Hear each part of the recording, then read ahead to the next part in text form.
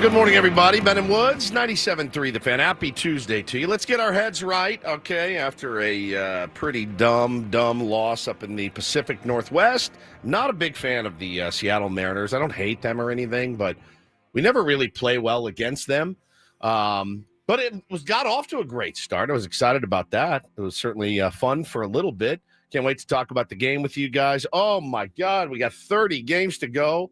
And the second guest train is just pulling out of the station, man. Boop, boop. Every move is scrutinized under a microscope,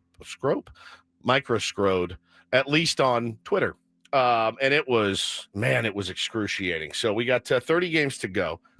And we will delve into all of it. I'm Woodsy. That's Paul Reindl. He's the executive producer. Good morning, Paulie. Hey, how are you? Doing well. Ben Higgins, your friendly neighborhood sports anchor, joins us as well. Good morning, Benjamin. Good morning to everybody. And yeah, that was a frustrating one last night. It was frustrating. I feel like there's always a bit of a hangover after the Dodgers series. Not for them. They went out and beat That's the true. Reds That's yesterday true. and kept hitting homers and having a great time. A great time. Maybe the lights just are too bright right now. Lights too bright. Not ready for the spotlight. We'll see. Still got time. We got got 2 games this series. Padres have many times the second half of the season lost the first game and come back and won a series. Yeah, so Brandon mentions it, and I haven't talked about it on the air, but it is really like, if you watch this team as like a sitcom, it's quite funny. I mean, you got Schulte, who's like the greatest lead character of a sitcom that's ever been. You've got Tatis, you got Manny, you got you name it. I mean, my God, you got all these players that are just hysterical. Like, if you watch it again objectively and as a sitcom, it's the funniest show you've ever seen. It really is the funniest show you've ever seen. Also can be really sad and touching at times. Sometimes it really, really touches you and gets you. But yeah, the Better Cup did not go our way. Listen, it was a fun bit when it was just online on Twitter, having fun with it. And then we made it a bit for a telecaster, and we've not won a game yet. And none of them, I don't think, have been really all that close. We've gotten bodied by the Seattle Mariners, who are, again, a good baseball team. But I'm very over it. I'm very, very over it at this point. Something incredibly embarrassing happened to me yesterday, which should be no surprise if you've ever listened to this show. I got to be semi-delicate here, but I went after work to the gym, and I didn't go to the gym where my trainer is because he's very far. I went to the gym by my house, and I'm not going to tell you the name of it, but I'll just put it this way. My child, Bo, calls it cheese fitness. All right, so you can make your cheese fitness. You can make your own inferences. It could be 24-hour fitness. It could be Life LA Fitness. You never know. if you don't like going to the gym, you could say every day my cheese Every sucks. day my cheese sucks. So let's just call it cheese fitness. So Choose whatever word you want. the choice is yours, right? So Is it Orange Theory?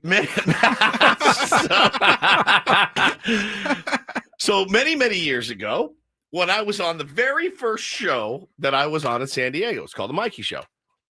We get this invite from the people at Cheese Fitness. They bring us in. They say, listen, we're opening a bunch of cheese fitnesses around the city. And I looked down the line, and there was Mikey. He was morbidly obese. I was morbidly obese. Jay was skinny, but he was like, I ride bikes. I don't go to the gym. I ain't going to lift weights, but I'll hike up Mount Whitney, And so LOB was like, I'm interested. And Sienna at the time was like, yeah, I'm doing it. She was just had a baby. So they bring us in. They go, hey, we'd like to offer you guys, no joke, we'd like to offer you guys free lifetime memberships. And I go, Wow. You're joking. I mean, we're talking, dude. I always wanted to have the lifetime membership to something. Benny, Anything. Benny, I'm in town maybe 3 weeks. I'm calling my parents at home. I'm like, this is unbelievable. You're not going to believe this. Like, I got a lifetime membership to a gym. And I said, so is it just for this cheese fitness in Mission Valley? They go, no. Any cheese fitness on the planet, you've got your thing, lifetime member.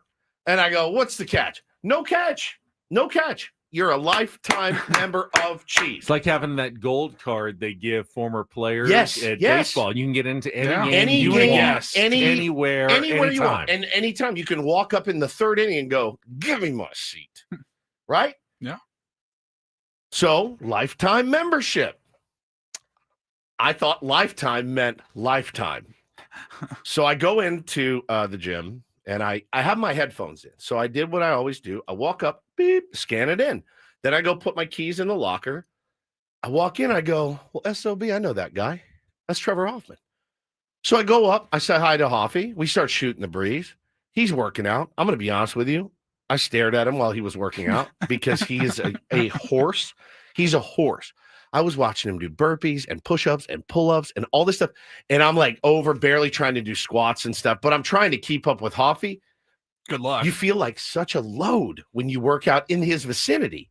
And he's just, I'm just Trevor's 57. I cannot possibly be 57 years old. He looks phenomenal. There's no way. Ben, I thought he was going to say I was like 48 or something. He's still. in 57. He looks way too good. He is in such phenomenal shape. Oh, so man. I'm working. So I've got 7.5 more years to start looking like Trevor Hoffman. It's going to be hard. So I go over I'm watching him kind of out of the corner of my eyes. He's doing the thing, and I chatted with him for a while. He asked how you guys were and the family. He's great. You'd never know the guy was a Hall of Famer. We say it all the time. So I go over to get my workout started on the rowing machine. I'm going to do a quick 500 meters to get the heart pumping. Then I'm going to lift some weights. I get in the rowing machine. I put my feet in. I strap in. Here we go. I reach. I grab the oar, or whatever it is, the fake oar, and I did one pull. And I look up, and there's a guy standing in front of me. And he's the guy from the front desk. He goes, "Are you Stephen Woods?" Take my earphone. Excuse me? Are you Stephen Woods? Yeah, I need you to come with me, sir. Oh my God. I go, "Oh, is there a problem?" Oh He goes, God. "Yeah, we have a problem." Cheese Fitness Security. I go, "Oh, okay." So I walk up. Oh. Hoffy's right. He's 10 feet from me. So he's Oh now my seeing me be God. pulled off of my machine. And I'm like, why am so I go up, I go, what seems to be the problem? And they said, your membership has expired. And I said, how does a lifetime membership expire?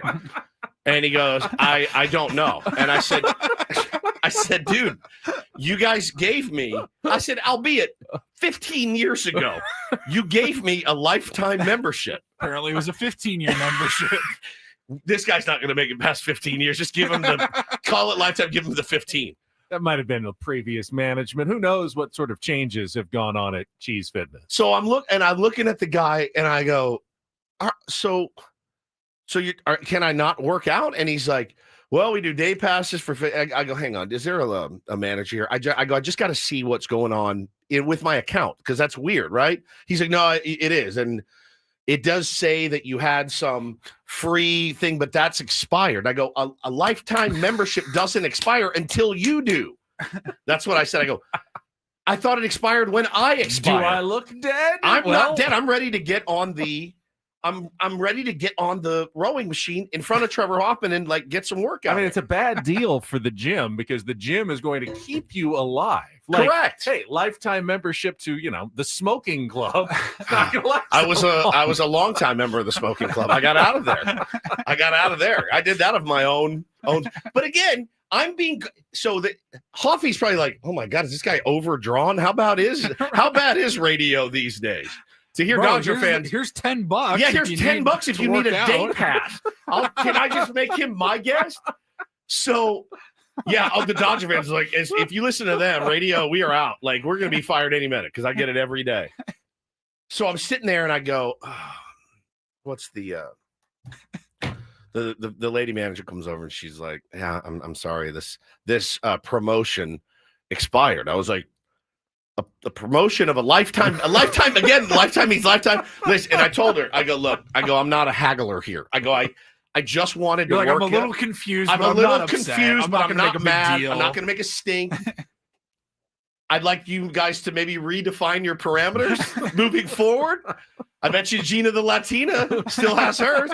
Frankie Bizzle, I see him there all the time. Frankie Bizzle's wasn't revoked. Boy Toy Jesse, Cabana Boy Jeff, everybody across the street. Maybe it's only until age 50 or something. Maybe. And then you get cut off. So I go, all right, what's the deal? Because here's what I didn't want to do. I was not in the mood to sit and go over all of your options. She pulls the plastic thing out and goes, okay, so here. The menu And of I go, membership options. I go, I'm on a very limited time crunch. I got to pick up my son from school. He's had a rough morning. I just wanted to get a quick work in. She goes, it's $15 for a day pass. So I go, fine. Reach for my wallet. My wallet's in the car. I go, she goes, you know what? This one's on us. This one's on us. I'll have you as my guest today. Go ahead and work out, and then you can come back in and we can decide other options. Now, I might, it's so convenient and it's right by my house. I might actually pay, but that will be the third gym membership that I pay for. It was nice having this one because I always felt like, hey, I'm getting something on the house here. We have a family one at the Y, and I pay for the one down in PB where I work out with my trainer, which I never go to unless I work out with him. So, but it was mortifying. Wait, you pay for the gym membership where your trainer is? Correct. Don't you just have to pay for the trainer? I had to pay for both. You have to pay for the gym membership and the trainer. Indeed. Do you ever go to that gym Never. not to see the trainer? Well, that's ridiculous as well. The It is. trainer should be saying, "Hey, I'm training this guy today. I Doesn't work work that at way. this gym." He You doesn't work also there. have to buy the gym membership. He doesn't work there. He doesn't. He just meets trains you there. there. Oh. He trains there, but he doesn't. He's not an Well, you should employee. make him come up to the Y or Cheese Fitness. He's got 12 clients down there. He's going to drive up to Cheese Fitness to train me. So it was so getting called up or like getting called up to the circuit. Like if you have you ever been to dinner and your card gets declined and you want to crawl in a hole and die? There's got to be a better way where the guy could like maybe slip you a note, see me after workout. Right? There's got to be something. Or this. How about this? Just eat it. It's a $15 day pass. And as I'm leaving, Mr. Woods, you got 1 sec, right? He walked up, stood over the thing and was like, you need to come to the front desk right shorts. now. I'm like, what did I do? What did I do? You're literally stealing gym time and oxygen while you're there. I mean, so was there a line for the rowing machine? Like you were impeding other actual paying customers from their row time? Because if there wasn't, there's really no reason to interrupt you in the middle of your work. It was so funny. It was funny, man. But it was so good to see Hoffy. He's just the most A+ human being. He's just the most A+ human being. Got to meet one of his sons, and I got to tell you, I mean, he was so inspiring to watch. Because once I was done with mine, I was walking out the door. I'm pouring sweat, and I look over. This dude's just getting settled on the bench. He's like, "All right, let's get some bread." I go, "You just did like 1,000 push-ups and burpees, and let's just warm up and chin-ups and all this stuff I couldn't do." And I just go, "My God, I'm so inspired by him." So it was quite an afternoon for your old pal Woodsy. Sounds like it was great. So I go, yeah, that'll be a good one for the air tomorrow. Which just membership incredible. package does Trevor Hoffman have? Did you discuss? There, whatever it is, they should be paying Trevor to go to their gym. The fact that Trevor is there is the best advertising they could membership stays possibly have. Mr. Hoffman, after you're done, could you pop by here when your debit card got declined? So, yeah, it was amazing. It was amazing. So, yeah, it was quite a feat, quite an experience for me yesterday, as it always is. Never a day goes by without being humiliated, mortified, stepping in it somehow.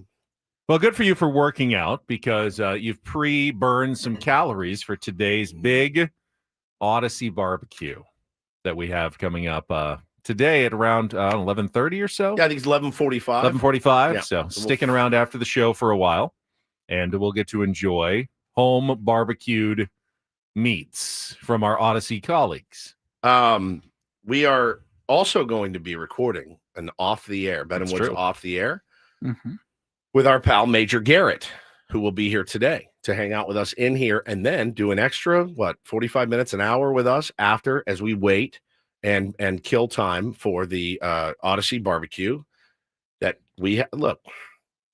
We've been shamed into going to this. There's no doubt about it. I'm excited for it, but we've been shamed into going to this. We have been called to the carpet for our lack of participation and awareness of the culture of the building. It's massively inconvenient for a morning show to wait 2 hours after they're done, but because we are committed to being the best employees we can be, we will be there. Going to be good Odyssey citizens today. Now, Eat our barbecue. Did I'm you- going to be late to my other job just for this, so I Look hope at they you. appreciate that I'm sticking around. Did you guys bring anything? I brought myself and a great attitude. Okay. I asked JR, I ran into him in the bathroom yesterday. JR is kind of the ringmaster of this whole circus. And I said, is there anything that I can bring tomorrow? And keep in mind, I'm working the rest of today and going straight to work tomorrow morning. So my options here are limited. And he said, no, I think we're good. But thank you for that generous offer. Yeah, very yeah. nice. I'm not going to, but if you need something, I'm still not going to get it. I'll probably make Woods grab it.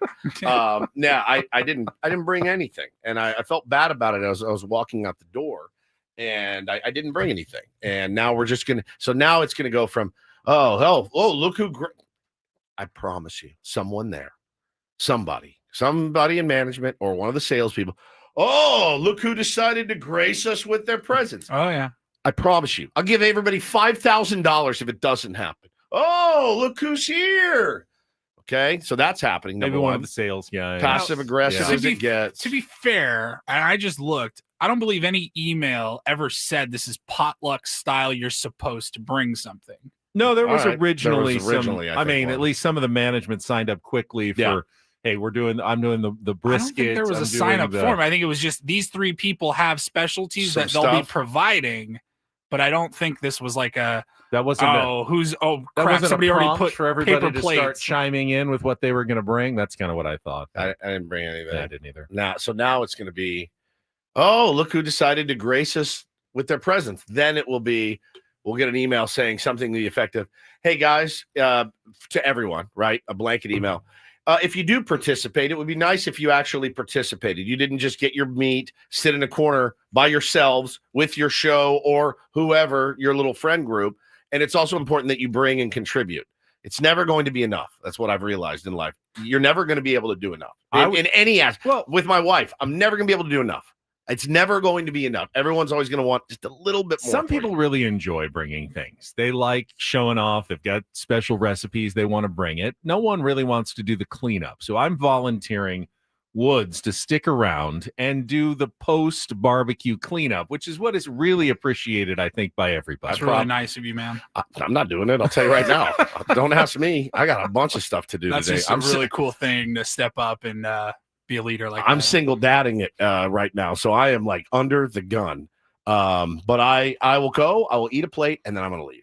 That's what I'm going to do. I'm going to say hi to everyone. I'm going to eat a plate, and then I got to go. I got a lot of stuff going on, so I got to get back to the gym, and set up a new membership apparently over at my beloved Cheese Fitness. So apparently we have a busy day. We will set the menu for this morning's program, which again goes till 10, but then we stick around to record an off the air, which should drop later this week. And then we stick around after that for the barbecue. Yeah.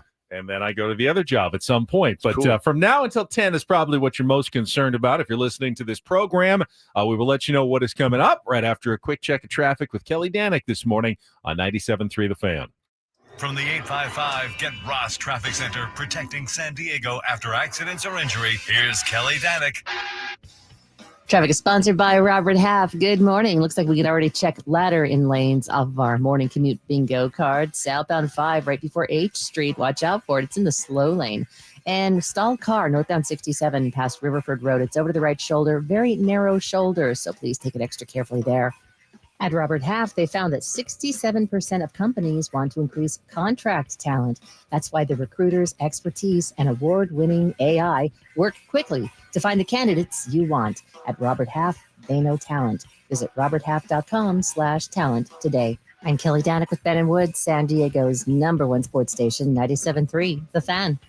Padres worked very hard twice to get into first place for a day. And now, once again, have to climb out of a deficit, one game behind the Los Angeles Dodgers. We will go through yesterday's 9-6 loss to the Seattle Mariners.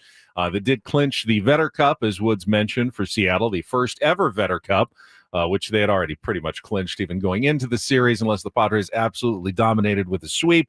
Didn't happen. We'll talk about the pitching failures of yesterday's game, some of the encouraging offensive signs that the Padres got early in the game, and we'll go through all the highlights coming up in our Padres crap up in our next segment. Now, I also want to let everybody know that if you were listening to this segment, our foreplay segment, it will help you win some Padres Orioles tickets for the September 2nd game, the Manny Machado basketball jersey game.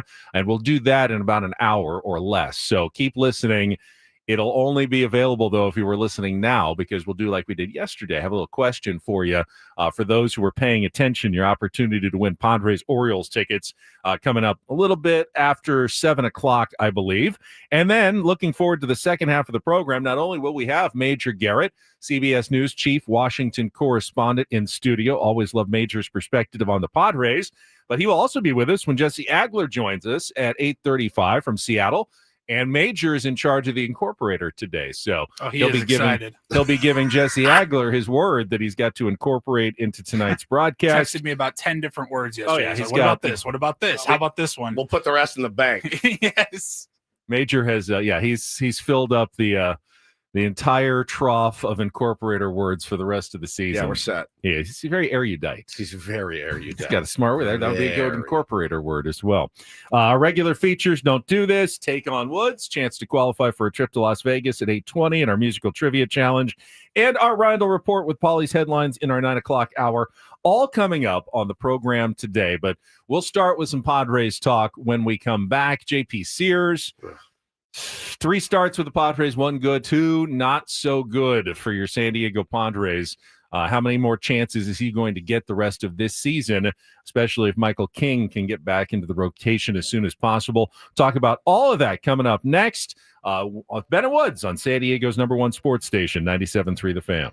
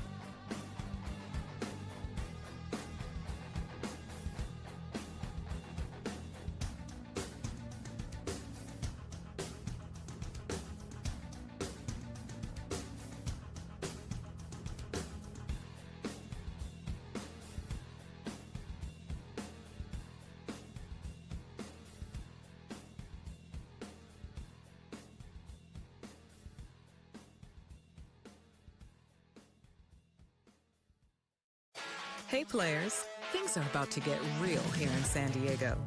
Introducing the all-new Jamul Casino Resort. With a 200-room hotel tower, exciting new eats and drinks, plenty of new places to play, and a luxe spa and salon. Hello, rooftop pool and deck. It's where players can play their hearts out and enjoy all the perks that come with it. It gets real this summer at the all-new Jamul Casino Resort, the players' place.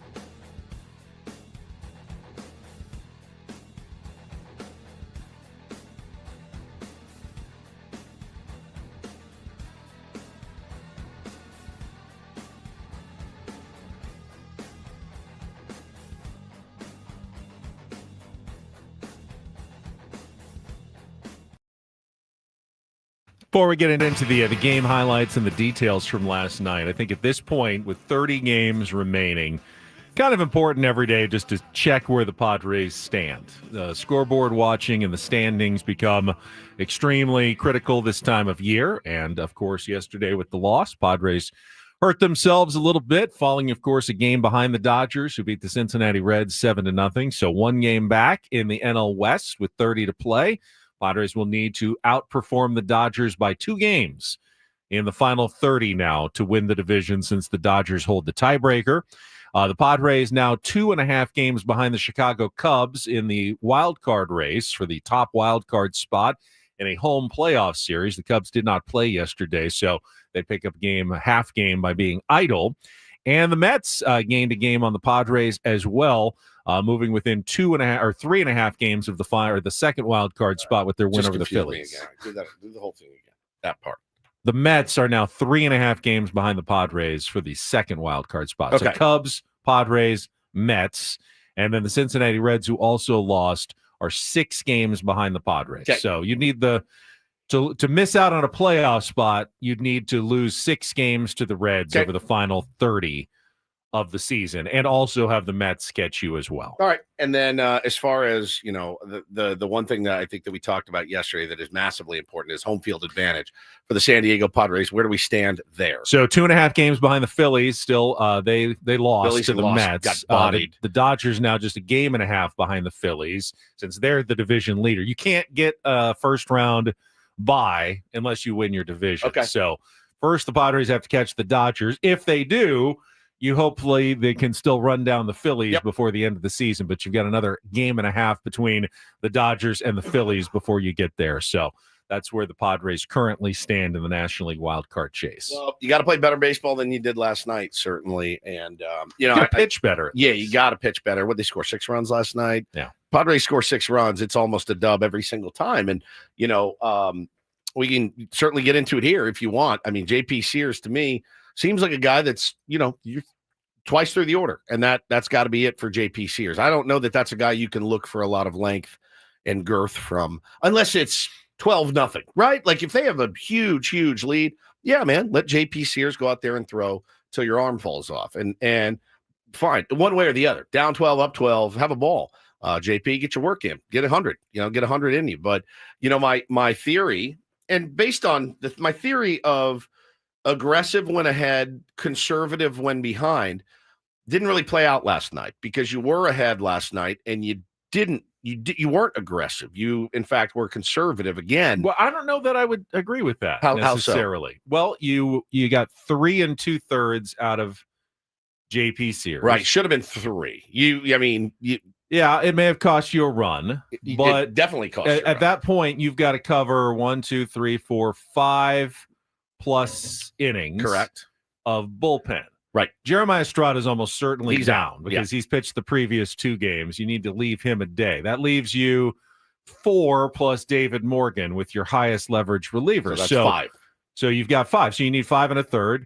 David Morgan's probably in for an inning and a third. Yep. And then you go, I thought the Padres are in pretty good shape. Even at 4-4, I was thinking, okay, they'll hold him. You hold him. If David Morgan gets through this inning. In fact, I said that. I was watching the game with my son, and I said, if David Morgan can get through this inning, you've got probably Adam, Morejon, Miller, and Suarez set up for the final 4 innings. All you have to do is score 1 run the rest of the way. That's it. And, you've got a good chance to win this game. So it just comes down to whether David Morgan can make it through this inning. And based on what I've seen from David Morgan this year, like his chances. Got that big strikeout to end the 4th. Gets to, a clean inning to start the 5th without having thrown too many pitches. So I was pretty excited about where the Padres were, and I liked how Mike Schilt had set that up. Yeah, you could say he's stuck around with JP Sears too long, but it didn't really cost him. It cost him the 1 run that the inherited run that scored on the double play. Just 4-3 going into that inning, yeah? It was 4-3. 4-3. You gave up the 1, but I didn't think that wrecked your chances. I thought at 4-4, going into your bullpen, you had the big time advantage in that game.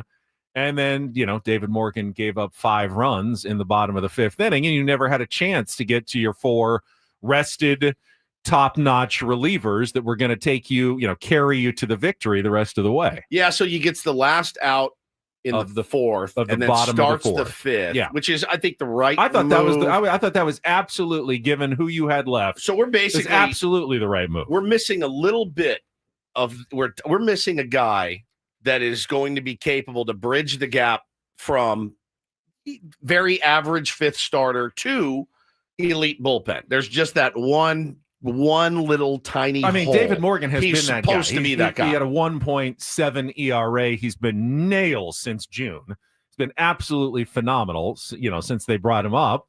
Had a bad night. He was one good pitch from getting out of the 5th inning with no runs scored. Remember, it was 4-4. Yeah. Josh Naylor was up. Mike Schilt went through it. We can go through it. Let's go through the highlights, and then we can talk about exactly what happened in that inning with the Padres, where it kind of got away from them yesterday. We'll get to our entire Padres crap up right after this check of traffic on 97.3 The Fan. From the 855 Get Ross Traffic Center, protecting San Diego after accidents or injury, here's Kelly Danick. Traffic is brought to you by Valvoline Instant Oil Change, your 15-minute drive-through oil change. Getting reports of a collision on the Lake Murray on-ramp to westbound 8. Looks like the vehicle wound up in the bushes over to the right shoulder. And southbound 15 past Via Rancho Parkway, we have reports of some trash debris in the HOV lane. Before you hit the beach, the mountains, or even the 5 this Labor Day weekend, be road trip ready with Valvoline Instant Oil Change. No appointment needed. Stay in your car while they change your oil and check your tires, battery, and fluids. Coupons at SoCalOilChange.com. I'm Kelly Danek with Ben and Woods, San Diego's #1 sports station, 97.3 The Fan. It's a shame if they lose. You got a problem. Oh, a shame indeed. I couldn't agree more. Here are the lowlights from yesterday's game. What the heck happened? Are you kidding me? Can't even believe it. It's the Padres Crap up. presented by Hamul Casino. Things are about to get real with the all-new Hamul Casino Resort with gorgeous rooms and exciting new eats and drinks. It gets real this summer at Hamul Casino Resort, the player's place. We'll give it 16 minutes of salt, and then we'll, get back on the pump and figure it out. 1 out, nobody on, no score first inning. 3-2 again, the pitch. And Raleigh hits it in the air, deep down the left field line, headed towards the pole and gone. Cal Raleigh with number 50, his third in the last 2 days. J.P. Sears and the Padres become a part of historic season for Cal Raleigh right here, right now. Seattle takes a 1-0 lead. 1 out, nobody on. 2-2 to Gavin Sheets. Already a career-high 17 homers this year. Swings and lines one sharply to right. Robles going back. He'll look up. It's going to go. Line drive, home run, Gavin Sheets. And a tie game here in the second inning as the Padres play some long ball with the Mariners. It's Cronenworth, 2 outs, nobody on. He swings at the first pitch. It's a majestic blast down the right field line. Robles at the wall, gonna go! Jake Cronenworth with his 10th of the year. A moonshot down the right field line. Second of the inning for the Padres, and they lead it now 2-1. 2 and Oda Tatis for being at first. And the pitch to Fernando, hit in the air to deep center field. Rodriguez is back. He's at the wall. This one gonna go! Oh, Fernando! Third of the inning for the Padres. A 2-run shot and a 4-1 lead as the drought comes to a close. Nick Polanco will stand in, batting right-handed against J.P. Sears. He hits one in the air to deep left field. Sheets is back. He'll watch. It's gone. Line drive just over the fence in left. And oh boy, we got home run derby here tonight. 2-run shot for Polanco, his 20th.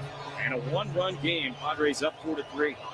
2 on and 2 out in a tie game, bottom 5. First pitch to Naylor, grounded the other way into left field. That's a base hit. Rodriguez rounding third. He'll come in to score. Sheets throw goes to Machado.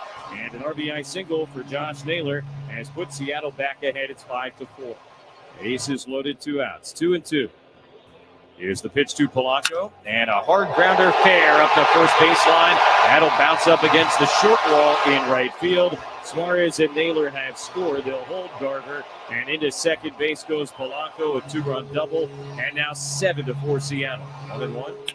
That's in play. Out to deep left field. Rosarena back. He'll turn to watch. This one gonna go. Ramon Laureano with his 5th as a pod. And the team hits their 4th of the night. Don't go anywhere. Now a 9-5 game in the 7th inning. Tying run on deck. The 1-2. And he swings and misses strike 3. Munoz gets a fastball past him to end the game. Pods got 1 of the ninth, but they needed more. And the Mariners clinched the Vetter Cup with a 9-6 win here tonight in Seattle. I think he made a few mistakes. They made him pay for it. I think that was probably the biggest part of it. Thought he made a lot of quality pitch. Thought his stuff was good. He just, when he missed, they made him pay. That was Mike Schilt talking about J.P. Sears and his performance. Ended up giving up 3 earned runs in 3 2/3 innings. Padres still could have won the game, but he's definitely a starting pitcher at this point.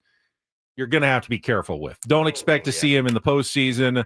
Who knows how many chances he'll get left in the regular season. I guess it depends on how quickly Michael King gets back into the rotation. But, he clearly doesn't have overwhelming stuff. If he, gets the soft contact. We saw him against the Giants, can get through a decent outing, but 2 of the outings just haven't been too good for Sears. Yeah, rough night for my goat. Manny Machado had a really, really rough night. That tweener ball that normally, you see him make that swipe all the time and make that play. He didn't. Next pitch gone. 4-3, 4-1 and 4-3 just feels, massive. And 0 for 5 at the dish, just did not have a good night for Manny. So hopefully he can get back on track.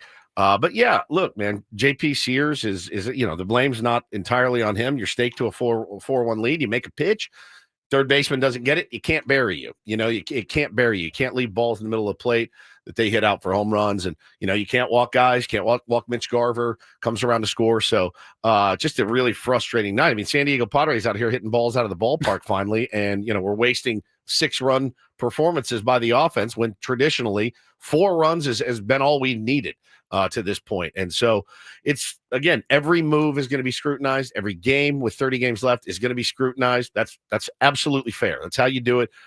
I think the hindsight machine is when it really starts to ramp up now in September, essentially. And I think that's fair. I do. I think these games are hugely important. I was a little frustrated in the first inning when Cal Raleigh went deep. I was not. We talked yesterday about, hey, don't let Cal Raleigh, he's red hot. Well, I mean, don't let him beat you. Now, how many guys beat you last night? They're like 6 guys. They're a pretty good team. Sears started that at bat. He got ahead of him 0-2. He did what he should. He kind of nibbled, tried to get him to swing at something. A good at bat by Raleigh. I think he fouled 1 or 2 off, and he got to 3-2. And on the 8th pitch of the at bat, he threw it exactly where you can't throw it to Cal Raleigh. Yes. It's like, would have rather had you walk him than throw that ball there. You just can't miss to a hitter like that. Now, that was just 1 run. It wasn't the end of the game. The game was really decided, and we started talking about it before the highlights in the bottom of the 5th inning with David Morgan on the mound.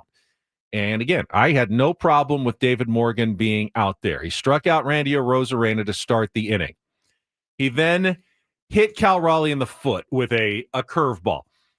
Again, that didn't bother me. You don't want to lay one in there in a tie game to Cal Raleigh. You're trying to bury some stuff. It got a little bit away. And, when a right-handed pitcher is facing a left-handed hitter, you're going to have those balls that hit the back foot when they break. So you've got one guy on. Julio Rodriguez is up.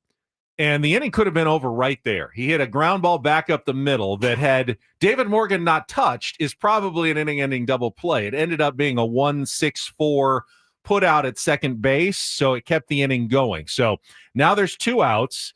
Eugenio Suarez walks, so you've got now 2 runners on, and Josh Naylor is at the plate. And Mike Schilt talked about this quite extensively after the game. If you'll remember, back against the Arizona Diamondbacks earlier this season in a similar situation with an open base, they didn't want to face Josh Naylor there with the righty on the mound. But in this case, he wasn't sure about, how it was going to look after that. He decided to, let Morgan go after Naylor with runners at first and second. And Morgan didn't throw a bad pitch. It was, and Mike Schilt talked about it. It was a fastball, maybe on the outside corner, maybe just off the outside corner at the knees. Josh Naylor made a really nice swing going the other way, poked it into left field, and ended up with the go-ahead RBI single. That was not a mistake pitch. It was a good piece of hitting by Josh Naylor. Then Morgan kind of falls apart, though, after that. And Mitch Garver walks to load the bases, and Jorge Polanco, who was the offensive star of the game for the Seattle Mariners, had already hit a 2-run home run. He pulls one down the line for the double, and that essentially was the game right there. Wandy comes in, get 2 more on another single. It's 9-4, and pretty much you're cooked at that point. Wandy got hosed there, to be honest with you. He had a lazy fly ball. Laureano didn't get a good jump on it, and then Tatis also comes screaming in from right field like Kelly Leak against the Yankees, and he's done that before. I mean, look, the guy's defense is incredible. He covers an insane amount of ground. He was going to try to make a play. He's going to try to make a play. I guess at the end of the day, I'm not mad when my guys go out and make a play, but Laureano pulled off of going for, really, it was a lazy fly ball is what it was. It was not hit hard. It was a lazy fly ball, one that probably needs to be caught and keeps you, semi in the game. And then Wandy actually worked another inning, worked through a couple of singles, including an infield hit, but another scoreless inning. Kind of makes you wonder whether Wandy Peralta is your bridge guy now. Maybe. I know that Padres fans don't have an immense amount of confidence because of the last year and a half of Wandy Peralta, but at this point, Wandy's ERA is down to 2.97. Yeah, David Morgan's is up to 2.87 after yesterday's game. Wandy has been very consistent over the last, I would say, 2.5 months of the since season. like May 10th or something. I mean, He's been his ERA was like 7 or 8 or something, and he has just steadily brought it down to the point where he is now, among the better relievers in baseball, for what he does in the middle of the game at a 2.97. He's gotten the job done. He's had an actual really good season for the San Diego Padres out of the bullpen. And you wonder whether Mike Shildt is going to give him a couple of more higher leverage options now in a closer game. He's had to, certainly in the past. Wandy has come in some big spots, extra innings. We've seen him a few times this year.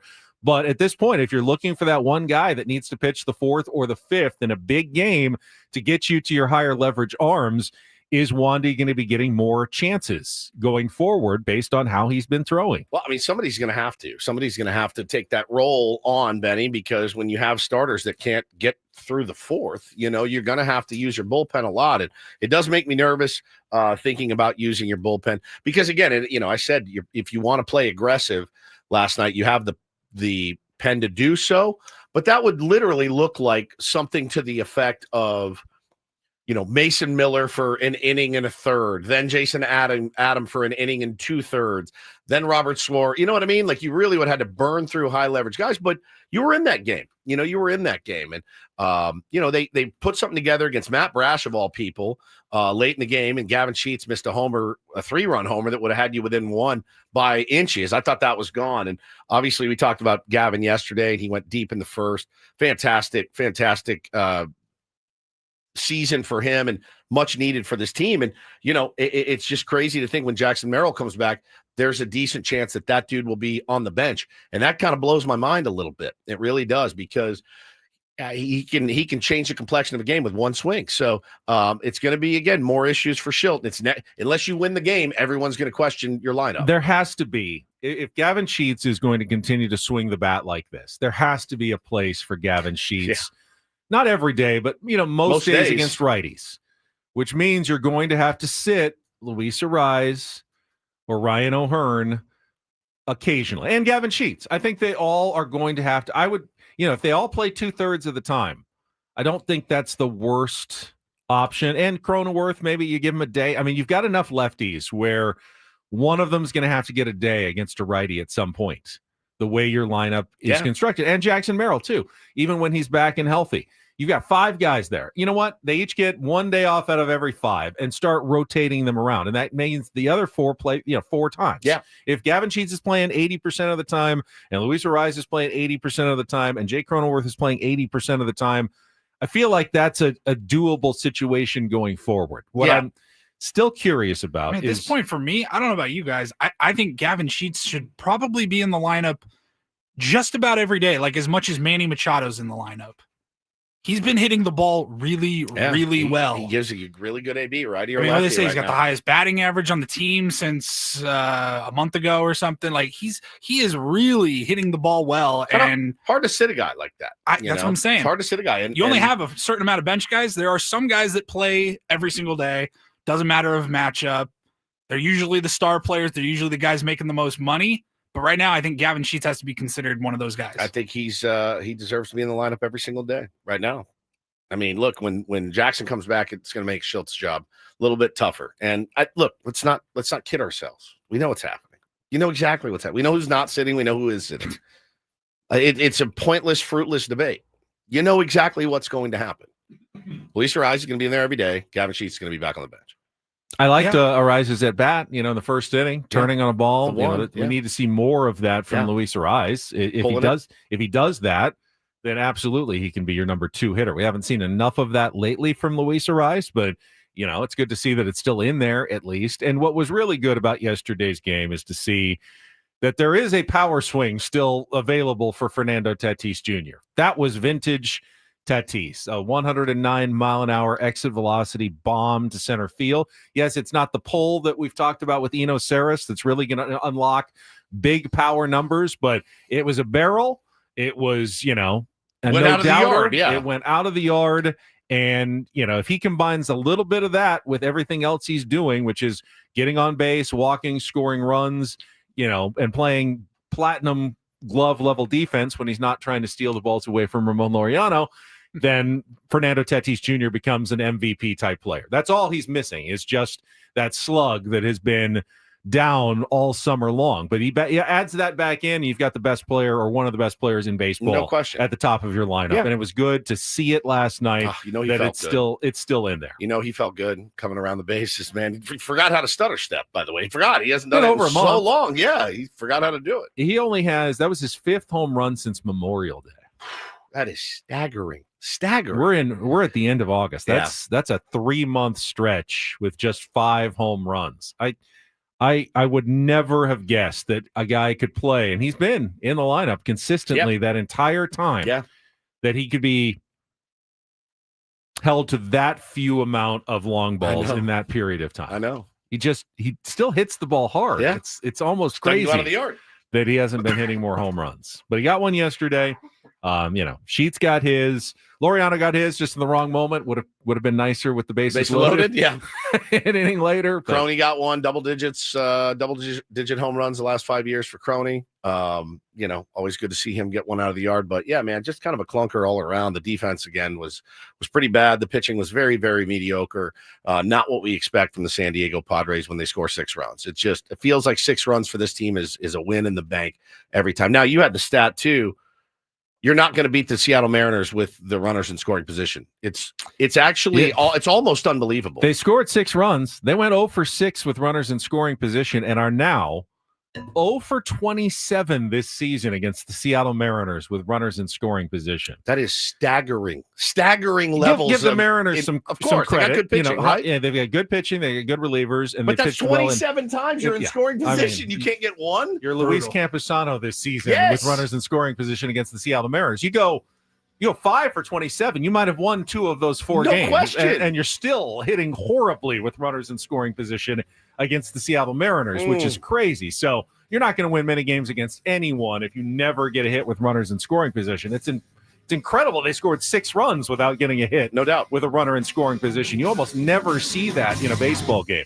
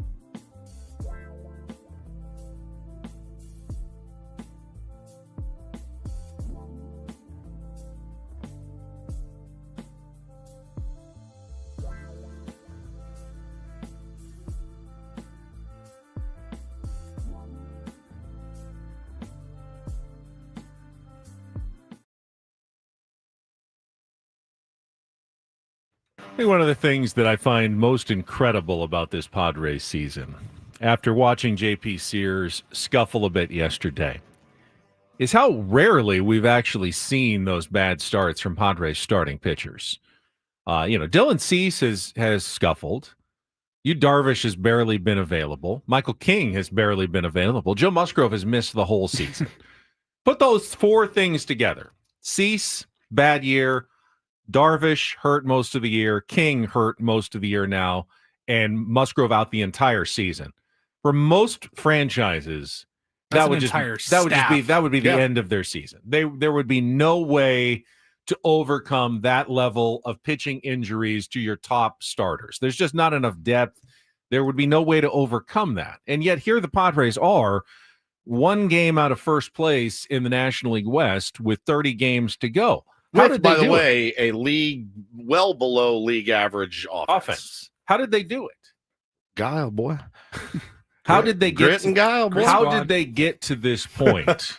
Despite all those factors working against them. Nick Pivetta obviously was a huge pickup. We've talked about him many times and where this season would be or would not be without Nick Pivetta. But it certainly hasn't all been Nick Pivetta. It's been some smoke and mirrors, some, scotch tape and bubble gum with some Stephen Kolek starts and Ryan Berger before they were traded.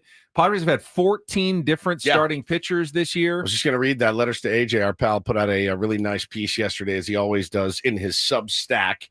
And under the sub-column, the winning formula, he talks about, through Sunday, the Padres have given up the second fewest runs in baseball with 491. So now they're right at 500 after last night.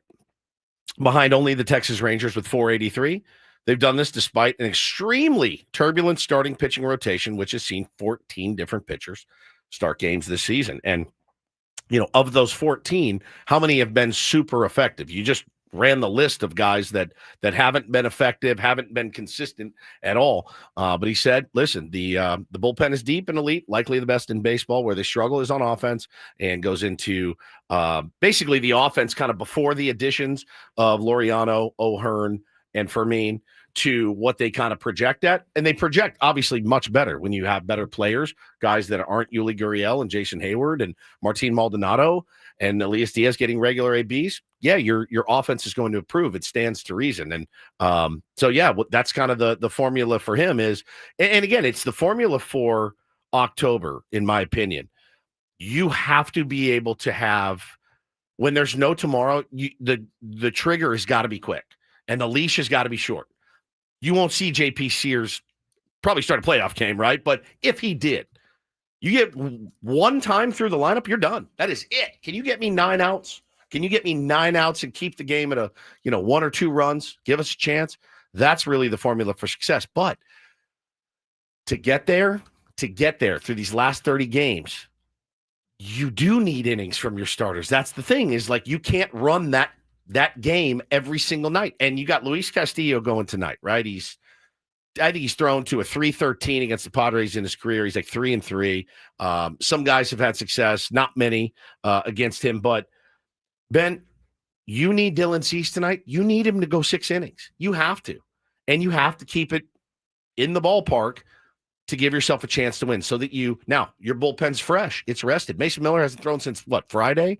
Like, these guys are ready to go. They're ready and fresh. Today bodes well if your strategy works and Dylan Cease can get you a little bit of length. I think pitching wise, you mentioned, get through one time through the order for a guy like J.P. Sears. I like the idea, and I don't necessarily want to change what got you here. But when we saw the Wandy Peralta opener in Los Angeles, a week and a half ago, it's not the worst for a playoff game. It's not the worst strategy to go with. Give a left-handed look to the top of a lineup, especially if you're facing a team that's got some lefties that generally bat high in the order. Give Wandy 4 or 5 batters, whatever it is that he can get through. Then you bring in your bulk guy for your, and that could be a Dylan Cease at that point that can then go 3 or 4 innings, and all of a sudden you're into the 6th and no one's gotten more than one look. I get the same pitcher, because you can go through and then get that guy through the top of the order and maybe give Dylan Cease the bottom of the order again, and you get to the 6th inning in your bullpen without really ever giving the other team a chance. That it just is so different than what the Padres have done all season long. I'm scared of mixing things up too much in the playoffs. Like, okay, now we're just going to do this all of a sudden when we haven't done it go all crazy season long. I mean, but it's not the worst strategy. It's not. And if you went up against Weird, I can see the Dodgers doing it. Oh, in a heartbeat, Paulie, there's 3 or 4 teams out there that, and a lot of times, I don't disagree with the strategy, by the way, but I do think it's a little bit too out there for this team to do. It would be so far fetched for them to do something different. When we saw Wandy start the game in LA, I was like vomiting on myself, going, "What are we doing?" And then I go, "Oh, it's actually worked pretty well." And then you have the bulk guy and Randy come in after that, so you can mix and match in the playoffs if you want. You saw the Tigers do it last year, and the reason that the Tigers had to do it in the postseason is because that's what they had. They had one starter, right? They had Tarek Skubal.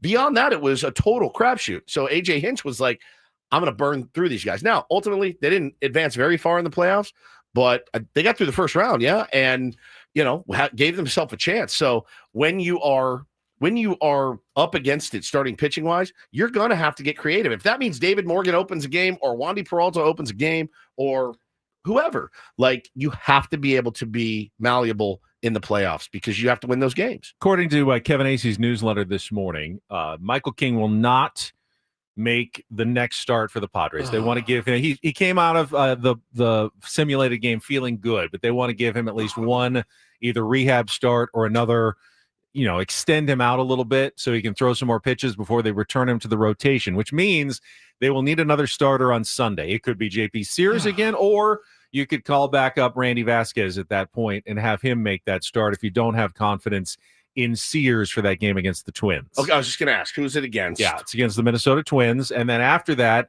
on September 1st, rosters expand, so you can bring up another pitcher. It could be Michael King. It could be another bullpen guy for a few days, and then Michael King when he's ready to start, but you wouldn't have to send anybody down because after the first, you get one more position player, one more pitcher to add to your first. On the first. Okay. So next Monday, you can bring up extra players. But on Sunday, you're going to have to make either a roster move or start JP Sears again with your pitching. There was one other, I thought, very well-reasoned and well-argued part of that Letters to AJ newsletter. I want to bring that up. First, this hour on 97.3 The Fan is brought to you by Nativa Interiors. This Labor Day weekend, 2 iconic design companies are joining forces for a warehouse sale. Join Nativa Interiors and Hold It Contemporary Home in Miramar for huge discounts on living, dining, bedroom, and outdoor furnishings. Call or text for more details at 619-215-6893.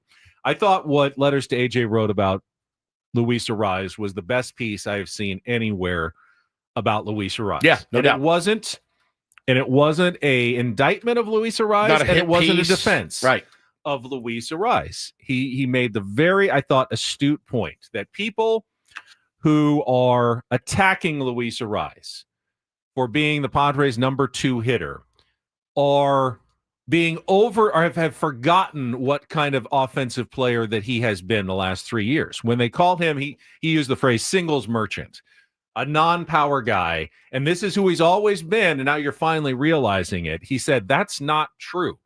The kind of player that Luis Arraez was with the Twins and with the Marlins was a player who provided similar offensive numbers to guys like Julio Rodriguez, like 123, 125 WRC plus. Yes.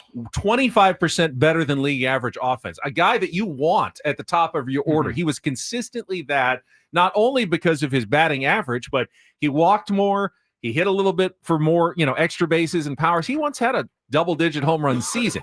He was doing things that absolutely were worthy of him being at the top of the lineup. So you can't just say, yeah, I'd never thought Luis Arraez was that kind of player. He was. But now, this season, he has not been that player. But he also says, which I love this part, calling him a singles merchant is a camp that people are in.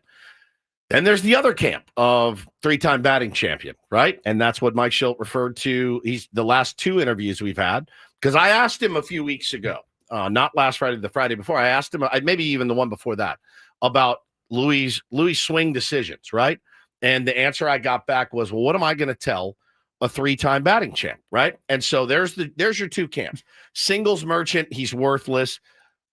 Guys, 3-time batting champ. What are we talking about here? And there are still some of those camps. Now, I would say more people are moving over to this camp than have been in the 3-time batting champ, but the guy Skipper, the guy that writes the lineup, he's in the 3-time batting champ camp. Yeah. And he says both are overlooking what should be the focus of discussion on Arraez's role on the San Diego Padres. And he talks about, Benny, the WRC plus 123, aligned with Kyle Schwarber, Wilson Contreras, Marcus Semien, a top 50 mark in the league.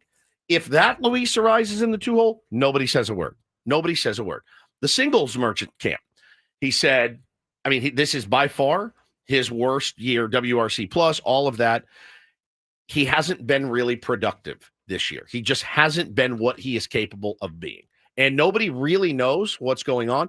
He's always swung out of the zone. Always. It's not like he's really, this year he went fishing for balls out of the zone. He's always hit balls out of the zone. Always. But his soft contact rate is through the roof. His exit velo is way down, career lows. That doesn't bode well. I would like to pose the question at least, because batting champion is a bit of a false construct. If he had the exact same offensive numbers for his career, but someone finished 1 point ahead of him every single year, and he has 0 batting titles in his career, and he's finished second 3 times, but you can't call him a 3-time batting champ, would the narrative be different about Luis Arraez? Yes. And that has nothing to do with him. That could have been any other player in baseball. Freddie Freeman could have had a better season one year. In the American League, someone else could have finished a point ahead of him, and you would have said, oh, he's a 0-time batting champion. And you would no longer defer so much to Luis Arraez. You say, this is the kind of player he is. This is the offense he delivers. When he is putting it all together, he's a valuable offensive player. When he's not, which we have seen this year, he's just not at least valuable enough to be hitting at the top of the order. Forget about the batting titles. The batting titles are really irrelevant at this point. And I say that as a Tony Gwynn fan who loves his 8 batting titles, but was Tony Gwynn any less of a player if Will Clark had beat him out 2 or 3 of those times? I don't think so. Because there were some years where Tony was really close and he could have been a 2-time batting champion. Is he not a Hall of Famer? Correct. He still is. Because you guys beat him out the other years. I think he's still absolutely a Hall of Famer. So forget about how many batting titles Luis Arraez has won. It's irrelevant to the discussion of where he should be hitting in the 2025 Padres lineup in the pennant race in September. It's irrelevant what hardware is in his trophy case. It doesn't matter at all. What matters is what kind of offensive player he is. This year, right now. And again, guys are going to go through slumps, right? If somebody goes through an 0 for 15, you don't, they're one of your cornerstone players. You don't yank them out of the lineup. You don't move them down. But this has been 6 months of this, really. It's, Toddy started hot, kind of fell off. This has been pretty much the way that it's gone for Luis since the season started. And again, I think Luis Arraez is a terrific baseball player. Correct. I'm not trying to argue that Luis Arraez is some bum who is not, worthy of being a San Diego Padre. He's just not performing that well this season. And you have to be cold-eyed and a little realistic. You have to. And I feel like one thing that Mike Schilt has not done is kind of put on the realistic glasses. He looks at Luis Arraez through slightly rose-colored glasses, and I think it affects his decisions on his lineup. Mike B in the chat says maybe the weight of free agency is affecting him. It's possible. He is set to be a free agent at the end of this season. He's got a very unknown value around the league. I was just going to say, and again, you're talking about a guy who over the weekend went to Twitter, searched his name, and started blocking people that had anything negative to say about him. I would say 100% it's affecting him. And you have national shows. Mike Petriello was tweeting about it this weekend. That's why I was trying to tell Schilte on Friday, hey, man, this isn't from me or Padres Twitter. This is from baseball. They argue about his value on every talk show, on every MLB show, on every MLB network program. They argue about it on our show. They argued about it across the street. They argue about it everywhere. Mike Petriello's tweeting about it. The guy, not Gaetti, who's great, the NEPTA guy, not enough people talk about. He's brilliant. Talks about him every day. Now, he loves him. He's in the 3-time batting champ category. What I'm saying, though, is he's talked about every single day. He is one of the most fascinating case studies in the game of baseball today, because every single manager that has ever had him says, give me 9 of them. Problem is, you ain't winning with 9 Luis Arraezes. You're not. You have 9 Luis Arraez in your lineup. It's a pitcher's dream. Weak contact, might get you on a single. That's about it. But he's one of the most interesting, talked about, poured over players in baseball. That's it. And so, at this point, I think it's very clear it's getting to him. He put something on Instagram, a guy carrying the weight of the world on his back, walking up a hill. I went, oh my God, it's really, really gotten to him. So, and what kind of personality? Of course, it's positive, bubbly, light, and honestly, it's the hardest thing to do at the end of the season. But he kind of has to get back to that. Got to. Stop worrying about it. Just go out and have fun. I think it might even be a weight off his shoulders if Mike Shildt dropped him lower in the order, and he maybe doesn't feel quite so much. Right. He can just go out and hey, anything I do from the 7 or 8 hole is just absolute gravy to this offense. If he went lower in the order, it might actually cause him to break out and play a little bit more like Luis Arraez. I think it's too late to totally fix things this season. I think Luis Arraez, you see him take pitches. He takes a lot of strikes. He needs to take more balls at some point. And I'm not saying that he can't get hits and he can't swing at pitches that he thinks he can do damage on, but he's got to find that temperament where he doesn't necessarily, he's just playing into the pitcher's hands sometimes. Every time. He fouls off a bunch of pitches, 8-9 pitch at bat, but he's still 1-2 in the count. Right. And the pitcher is never going to feel that scared to continue to throw bad pitches if he knows, hey, he's probably just going to foul it off even if I, throw it 3 inches off the plate. So I'm never going to give him anything great to hit, and he'll still get a hit every once in a while. It'd be really cool if the clock turned October and the page turned, and he decided to rope-a-dope everybody and stop taking, doing the statue. There's one player who probably could do it. It's probably him. Probably Luis Arraez. Hey, yeah, I'm going to do my statue take.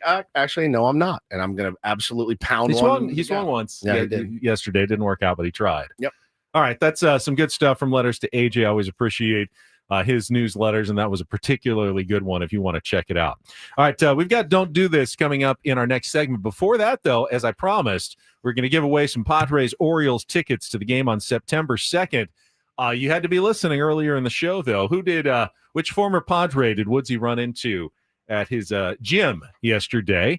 Be the third caller at 833-288-0973 with the correct answer, and you'll get 2 tickets to the Padres-Orioles game on September 2nd. First 40,000 fans in attendance will receive a Manny Machado City Connect basketball jersey. Get your tickets at padres.com/tickets. Yesterday was unequivocally one of the weirdest days in baseball all season. There's 6 instances to talk about and Don't Do This. All right, we will get to all of that coming up next after a check of traffic. It's Ben and Woods on San Diego's #1 sports station, 97.3 The Fan.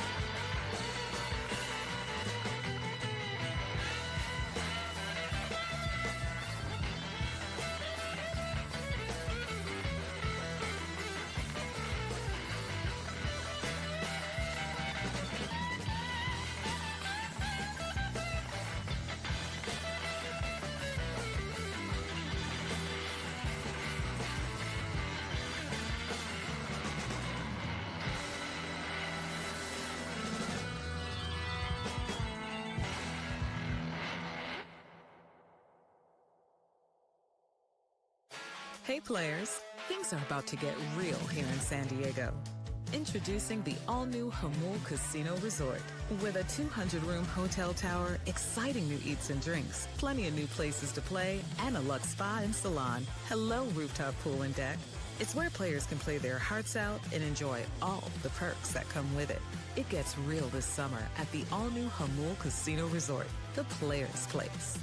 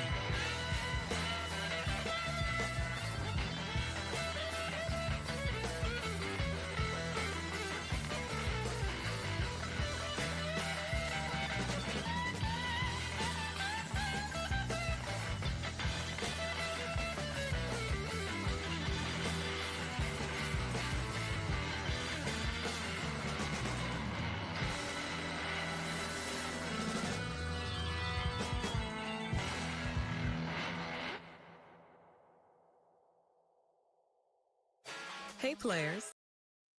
Congratulations to Robert, who wins the Padres Orioles tickets. We'll be giving them away all week for the Manny Machado basketball jersey, the City Connect basketball jersey game. He knew that Woods ran into Trevor Hoffman at his gym yesterday, where nothing mortifying at all happened to Woods while he was there. Go listen to the Open if you missed it. It's a pretty good one. One of my better ones. All right, you've got a ton of don't do this stories, so you're just going to go through kind of list style for all the DDTs that you saw yesterday. Well, listen, man, Wilson Contreras is probably one of my least favorite baseball players. He's always spoiling for something, dude. Always starting S with the other team, with the umpires. He also dominates the Padres. He owns us. He absolutely owns us. No question. That's another reason I don't like him. But so yesterday he was at the plate, and I believe it was a full count, and there's a pitch thrown.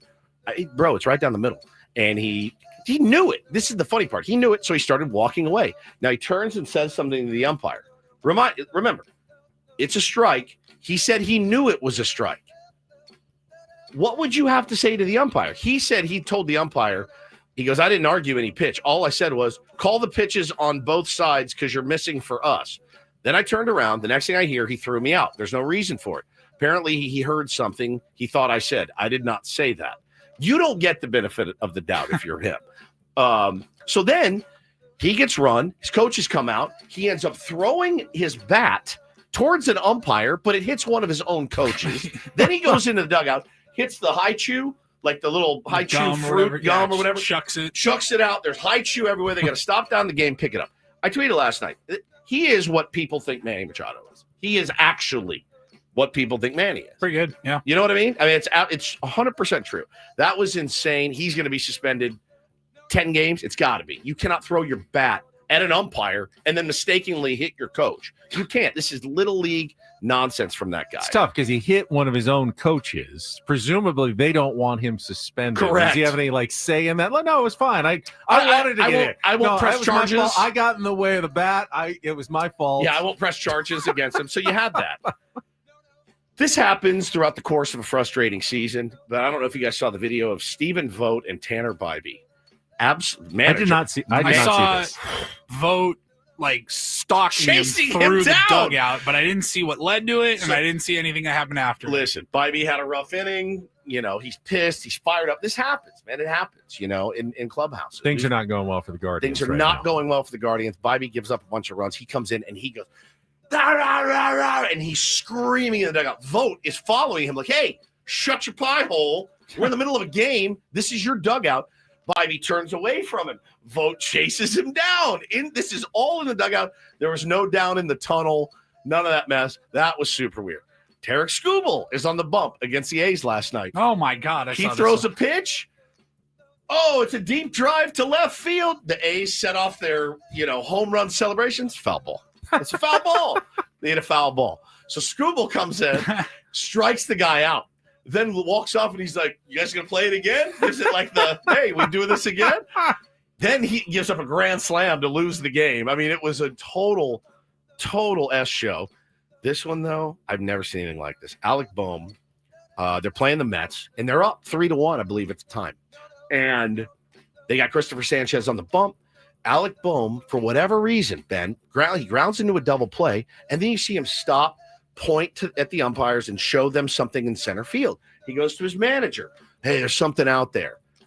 Well, it's a parabolic mic that apparently has been there forever, but he didn't like it in his sight line, he said, which is why he obviously grounded into a double play because of that parabolic mic in his sight line. Even the Phillies postgame show, they were not buying this. Listen to this. Number 3, let's talk about Alec Boehm over at third base. Yes. Okay, Alec had a good defensive game, but what really kind of got to me, you caused a 19-minute delay on something that's been there since at least 2017. We went back and checked. That exact same thing has been there since 2017. A parabolic microphone. Well, whatever. So it's been there for 8 years. 8 years. Can you just get this damn Western metal building out of here? Get this out of here. It's throwing me off. Now, and again, remember, Phillies and Mets, this is a huge, huge series. Mets were, I flipped the game on. I'm like, oh my God, Phillies are already up 3-0. Jeez. Next time I looked, the Mets won 13-3. They didn't score again after that delay. Their pitcher, Christopher Sanchez, I don't know, maybe after that lengthy delay of sitting around pulling his pod, gets lit up by the Mets. They end up losing. And I mean, when the Philly post-game host doesn't have your back, it's pretty nuts. There's one thing that all of these stories have in common. The dog days of August. Oh, it's just getting to everybody. This is the month where you see tempers boil over, patience wears thin, players get frustrated, not many off days, pressure starts getting to people, and you start seeing more stories like this around baseball. Yeah, I mean, you see it right here in our own market, man. It's absolutely happening right now. The dog days, it's such a real thing, and it is 100% set in. All right, I'm going to move over to baseball. Do this story today. DD Mega Doo-Doo. And it was very nice to see the always entertaining Ron Washington back with the Los Angeles Angels yesterday. He has been out and finally kind of revealed what's been going on in his life, why he's taken a leave of absence from the team, because 8 weeks ago, he had quadruple bypass heart surgery and has been recuperating at his home in New Orleans ever since then. But announced yesterday that he's hoping, his doctors are optimistic, that he's going to make a full recovery by December and expects to manage the Angels back next season. But the stories that he told about, he said, I haven't always taken great care of my health, smoking, bad eating habits. And he said, very committed to changing those. So much so that if you see him smoking a cigarette, you have permission to slap him. I'll give you the okay to walk up to me and slap me. You see me blasting the heater. He also told a story that I thought was pretty amazing. So he has this surgery, and they take him to whatever recovery, the ICU. He's probably out for a couple of days after having this major surgery, and he's kind of waking up in that groggy fog, and he thinks he's dead. He thinks he must have died. He doesn't know where he is, and he just thinks he's dead. And he starts reaching for the, like the tubes and everything, like trying to pull them out. And the nurse or whoever comes running in. Oh, no, leave all that there. And he goes, am I dead? And then they go, no, you're not dead. You're in recovery after the surgery. Man, dude. I mean, he is such a base. Yeah, I said, actually, I thought I was dead before. I was laying someplace. They'd put me for a few days. I said, I didn't make it. So I started pulling stuff off. Guy saw me doing it, came running in, grabbed my hand. He said, what's going on? I said, am I dead? He goes, no, you're here. Really? Man, he's one of those faces and figures of baseball. Probably the greatest defensive coach to ever live. I mean, guys, when they win Gold Gloves, they go, here, take it. They just give him Gold Gloves. He's got like dozens of Gold Gloves that Eric Chavez and all these guys would be like, I'm not even sniffing this thing without Ron Washington. So I'm glad that he's back and feeling healthy. All right, and that is don't and do this for a Tuesday. That was Don't Do This with Ben and Woods on 97.3 The Fan. We'll get some more baseball talk, what's going on elsewhere around the league. Plus, don't forget, coming up in studio, starting at 8 o'clock this morning, the great Major Garrett, Padres fan and CBS News chief Washington correspondent, going to be with us. You do not want to miss any of that coming up here on 97.3 The Fan. Quickly, gang, when's the last time you hopped out of bed without your knee barking at you or your back screaming at you? Or let's say you walked up or down a flight of stairs without groaning every single step. There's a lot of you out there. I talk to you all the time about QC Kinetics. And, I know the feeling of just hoping it will go away. Did that for many, many months. Tried all sorts of kooky remedies, then went into QC Kinetics to have them look at my wrists. And then I got the treatments on both. My wrists are stronger than they've ever been. I've been lifting weights. I've been playing baseball again, and pain-free. Being able to swing a bat pain-free is not something I thought I would ever do again. So whatever it is that you love, whatever it is that is your passion, whether it's swimming or surfing or just walking, how about just walking around the neighborhood? QC Kinetics can help you. It works with your body to help restore and repair damaged joint tissue. Natural cellular therapies, no scalpels, no pills, just long-term relief with no dreaded recovery. Give them a call today, 619-614-PAIN, 619-614-PAIN. Once again, 619-614-PAIN. They got locations in Hillcrest and in Torrey Hills. Grab the phone right now. Give them a call. Get back to doing the things that you love with QC Kinetics at 619-614-PAIN.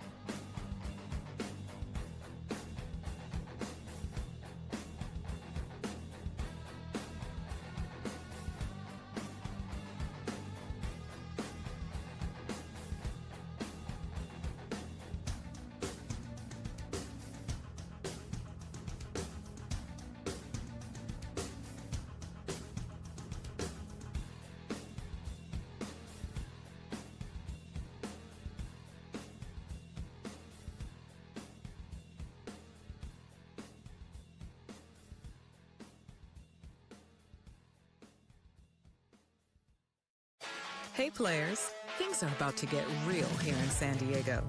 Introducing the all-new Jamul Casino Resort.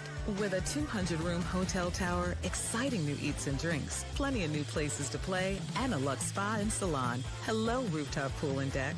It's where players can play their hearts out and enjoy all the perks that come with it. It gets real this summer at the all-new Jamul Casino Resort, the players' place.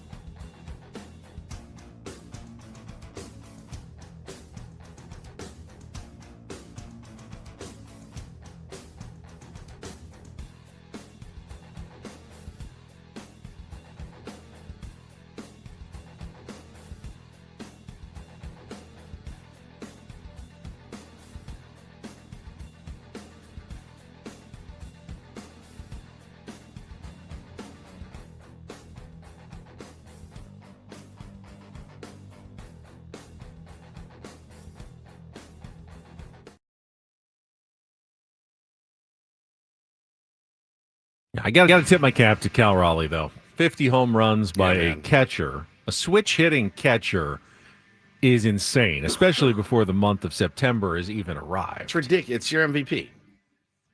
I mean, Aaron Judge was having one of the greatest offensive seasons in history, but he's cooled off a bit in the second half. I mean, at the catching position, 50 home runs, switch hitter. He is your MVP running away. I don't think there's any question. And Aaron Judge, you got Giancarlo Stanton out hobbling around there playing right because Judge has been injured. Cal Raleigh's back behind the dish, doing it every single day, man, hitting 50 bombs. Who's more valuable than Cal Raleigh?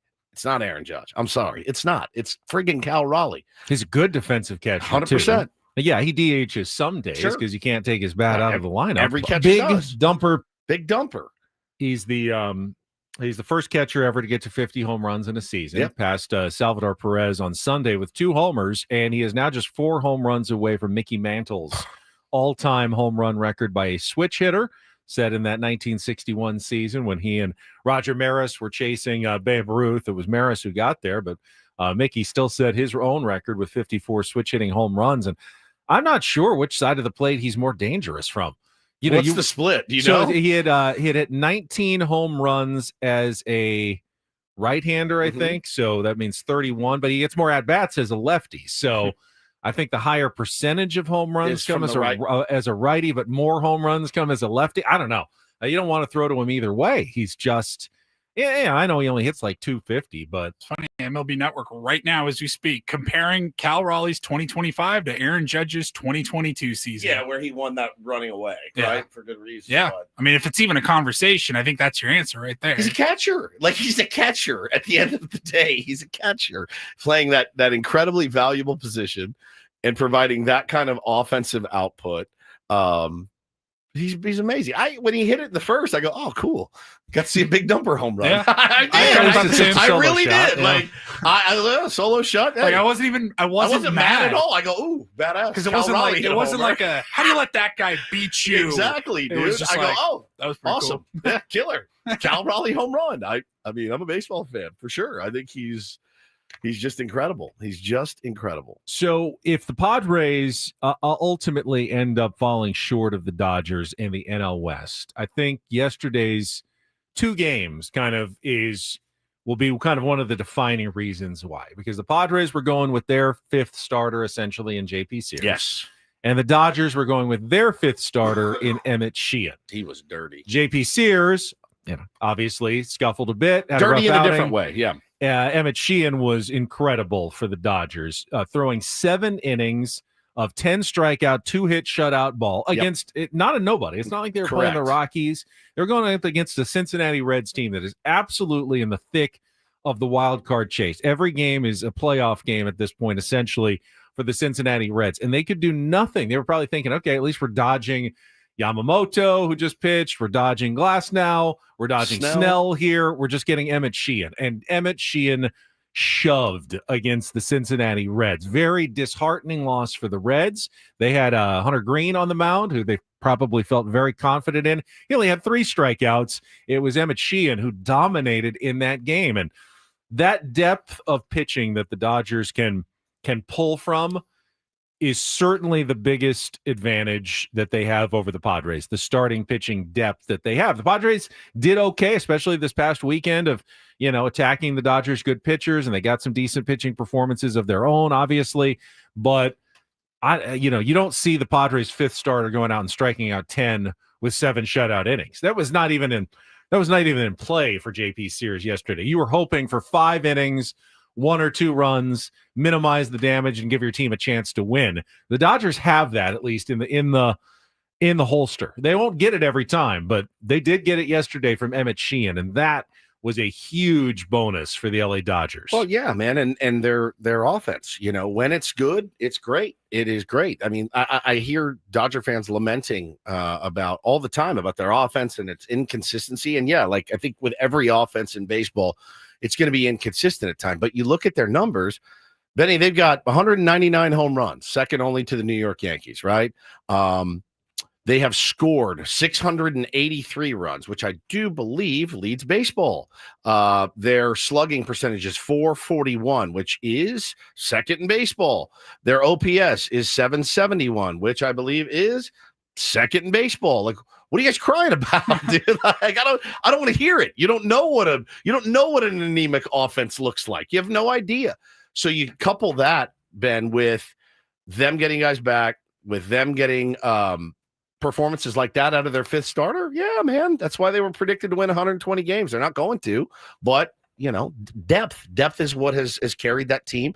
And, they are a juggernaut. And until somebody stops them, they're going to be. And, you saw them, they were riding a little bit of a wave of momentum. They did lose 2 or 3 to the Padres. They were able to go out last night and continue to ride that wave, pitching a shutout, playing good defense, and getting timely hits and hitting home runs, which is what they do. They'll have Clayton Kershaw taking the mound today against Nick Martinez in Game 2 of the series. And I'll have to also admit, Clayton Kershaw has had a much better season than I expected him to. Benny, he's been spectacular. He's been spectacular. He's 8-2 with a 3.13 ERA. Spectacular. I thought he was going to get I thought he was a token Dodger this year. 100%. I even said it at the beginning of the year. I go, oh, yes, we have a chance. They're going to be running this guy out there every 5th day when he gets back. But holy smokes, man. Like, he has discovered the fountain of youth and has been really their most consistent starter. So it's, again, they're going to be difficult. But, hey, as we know, October, weird things happen. This is one of the more pivotal 3-game stretches, I think, of the final 30. Though. Agreed. Padres continue to have trouble against the Seattle Mariners. The Padres have the worst record against the Mariners of any team in baseball over the last couple of years. Like 3-13 against the Mariners. They own us. It's their worst stretch against any team since I think they went 2-14 against the Dodgers, several years ago when the Padres were not good at all. They just have owned the Padres. You thought maybe the Reds, with so much to play for, might be able to take a game or two, win a series from the Dodgers here. But the first game of both was concerning, to say the least, because if the Padres don't find a way to win, 1 or 2 of these next ones, and the Dodgers now have Clayton Kershaw, they'll have Shohei Ohtani pitching tomorrow. I mean, hopefully the Reds can find a way to win one at least of these games. You don't want to find yourself 2 or 3 back again, and then again having to climb out of another deficit. One's fine. You weren't going to win every day. The Dodgers weren't going to lose every day. You're going to gain and lose ground over these last 30. You have to accept that that's going to be a normal thing. But once you get back down 2 or 3, well, now all of a sudden it's a different scenario. So it makes today's game really important for the Padres because you don't want to be losing any more ground. I mean, you can clip that, Paulie, and save it, and you can play that exact clip every day for the next 30 days. I mean, every one of these games for the San Diego Padres is massive. Look, they are going to make the playoffs. They are a playoff team, 99.9% chance or whatever to make the playoffs. I'm not worried about that at all. I'm worried about what they look like going into the playoffs, what their health, are they healthy? And also who else is hot at that time and who the matchup is going to be. Well, right now, if the Dodgers do play well down the stretch and they pass the Philadelphia Phillies and they win the division, they get the number 2 seed in the playoffs, then the Padres could end up facing them in the division series again. It's at least possible. I mean, if the Padres ended up as the 3 or they ended up as the 4 or the 5, if they ended up as the 6, you could face the 2 seed, I guess, in the second round. If you win as the 6 seed. I need them for 7. That's what I need. I need them in 7. I want a 7-game series against them. So however that needs to shake out, in 5, I don't know. I don't know who has the advantage. I'm guessing the team that can go Yamamoto, Glasnow, Snell has the advantage there. But in a 7-game series, now again, we were just talking about their depth. Emmett Sheehan, in the 4. I mean, there's no easy way to face the Dodgers in any playoff series. I do think that this year's Padres team is better than last year's team. Yeah, I was thinking about that too. Last year's team, a lot of people thought was the team to beat to win the World Series. This year's team feels in some ways better than that team. I mean, at least as it's post-trade deadline. Earlier in the year, you got that. You David Peralta, you get the Donovan Solano contributions. But I feel like right now, as it's constructed, you may actually be better than last year's team. But I agree. I think it's deeper. No one's really saying the Padres are the team to beat the way they were last year. So what exactly is the difference there? Is it the competition? Because there's a scenario if they have to go on the road right now, they have to go face the Cubs. I mean, trying to win a series at Wrigley Field, best of 3 in a wild card, you could end up not even making it as far as you did last year. Sure. You may not even get to the division series if that's your path through the playoffs. That's a very dicey way to try to get even into the division series if you're having to go on the road in the first round of the wild card series. I will say, man, again, it's the crapshoot mentality that anything can happen, right? Kodai Senga, not Kodai Senga. Who's the pitcher for them? Imanaga could come out and absolutely get torched. Kyle Tucker, who's been dying right now, could have a horrible series. Or it's Kyle Tucker. He could come out and hit 4 home runs in a 3-game series against you and murder you. So Chewbacca says we just don't have the same momentum as we did last year. Well, it's not over. Playoffs don't start now. You got 30 games. But that's not true. The Padres have the second best record. Last year, they had the best record after the All-Star break. This year, they have the second best record, at least in the last month or so. So, I mean, essentially, they do have the momentum. They have almost as much momentum as last year. This team feels a little bit grittier, right? And by grittier, I mean, the ability to win a very close ball game.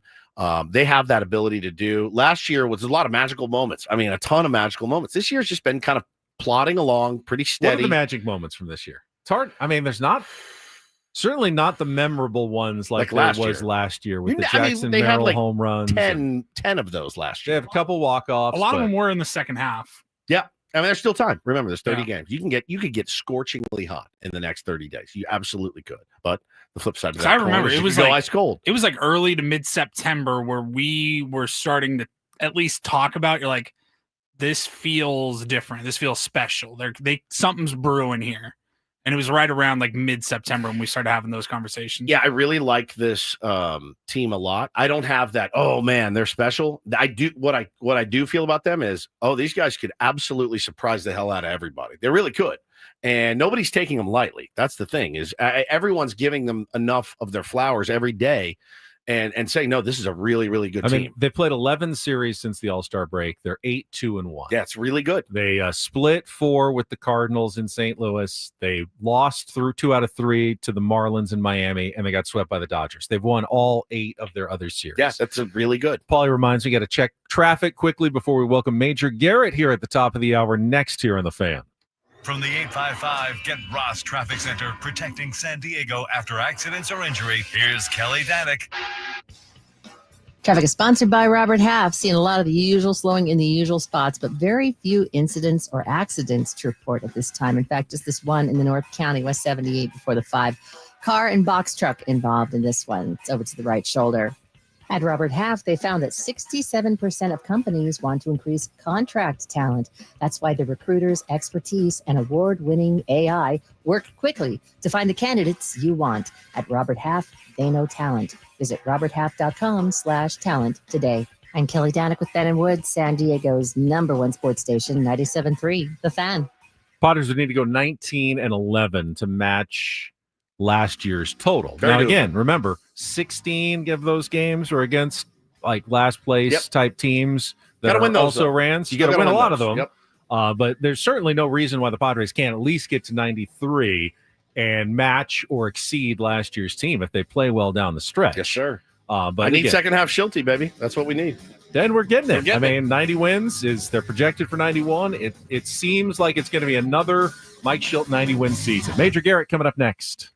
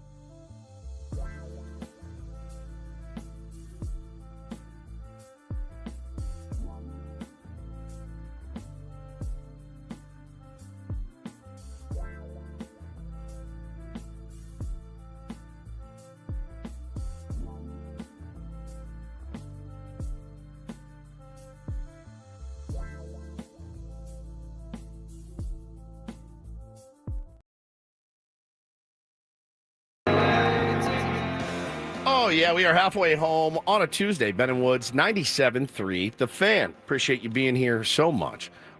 In the chat on YouTube, listening on the radio, listening on the Odyssey app, however you choose to get us inside of you. That's what I care about the most. And we like to be inside of you as much as we can. I'm Woodsy. That's Paul Reindl, the executive producer of the program. Ben Higgins is your friendly neighborhood sports anchor. And Ben, why don't you do the honors of introducing our very esteemed guest? Always a treat when we can welcome not only to the program, but in studio. CBS News Chief Washington correspondent, host of the Takeout podcast, Major Garrett is back with us here on 97.3 The Fan. Major, you're looking good. Thank you. It's a streaming television show, too. Also, kids, the Takeout, 5 days a week. Isn't it fun to be on streaming television? It is. Yeah. It's the apex of my career, my brother. It's cool because people that didn't know I had a double chin before, now they do.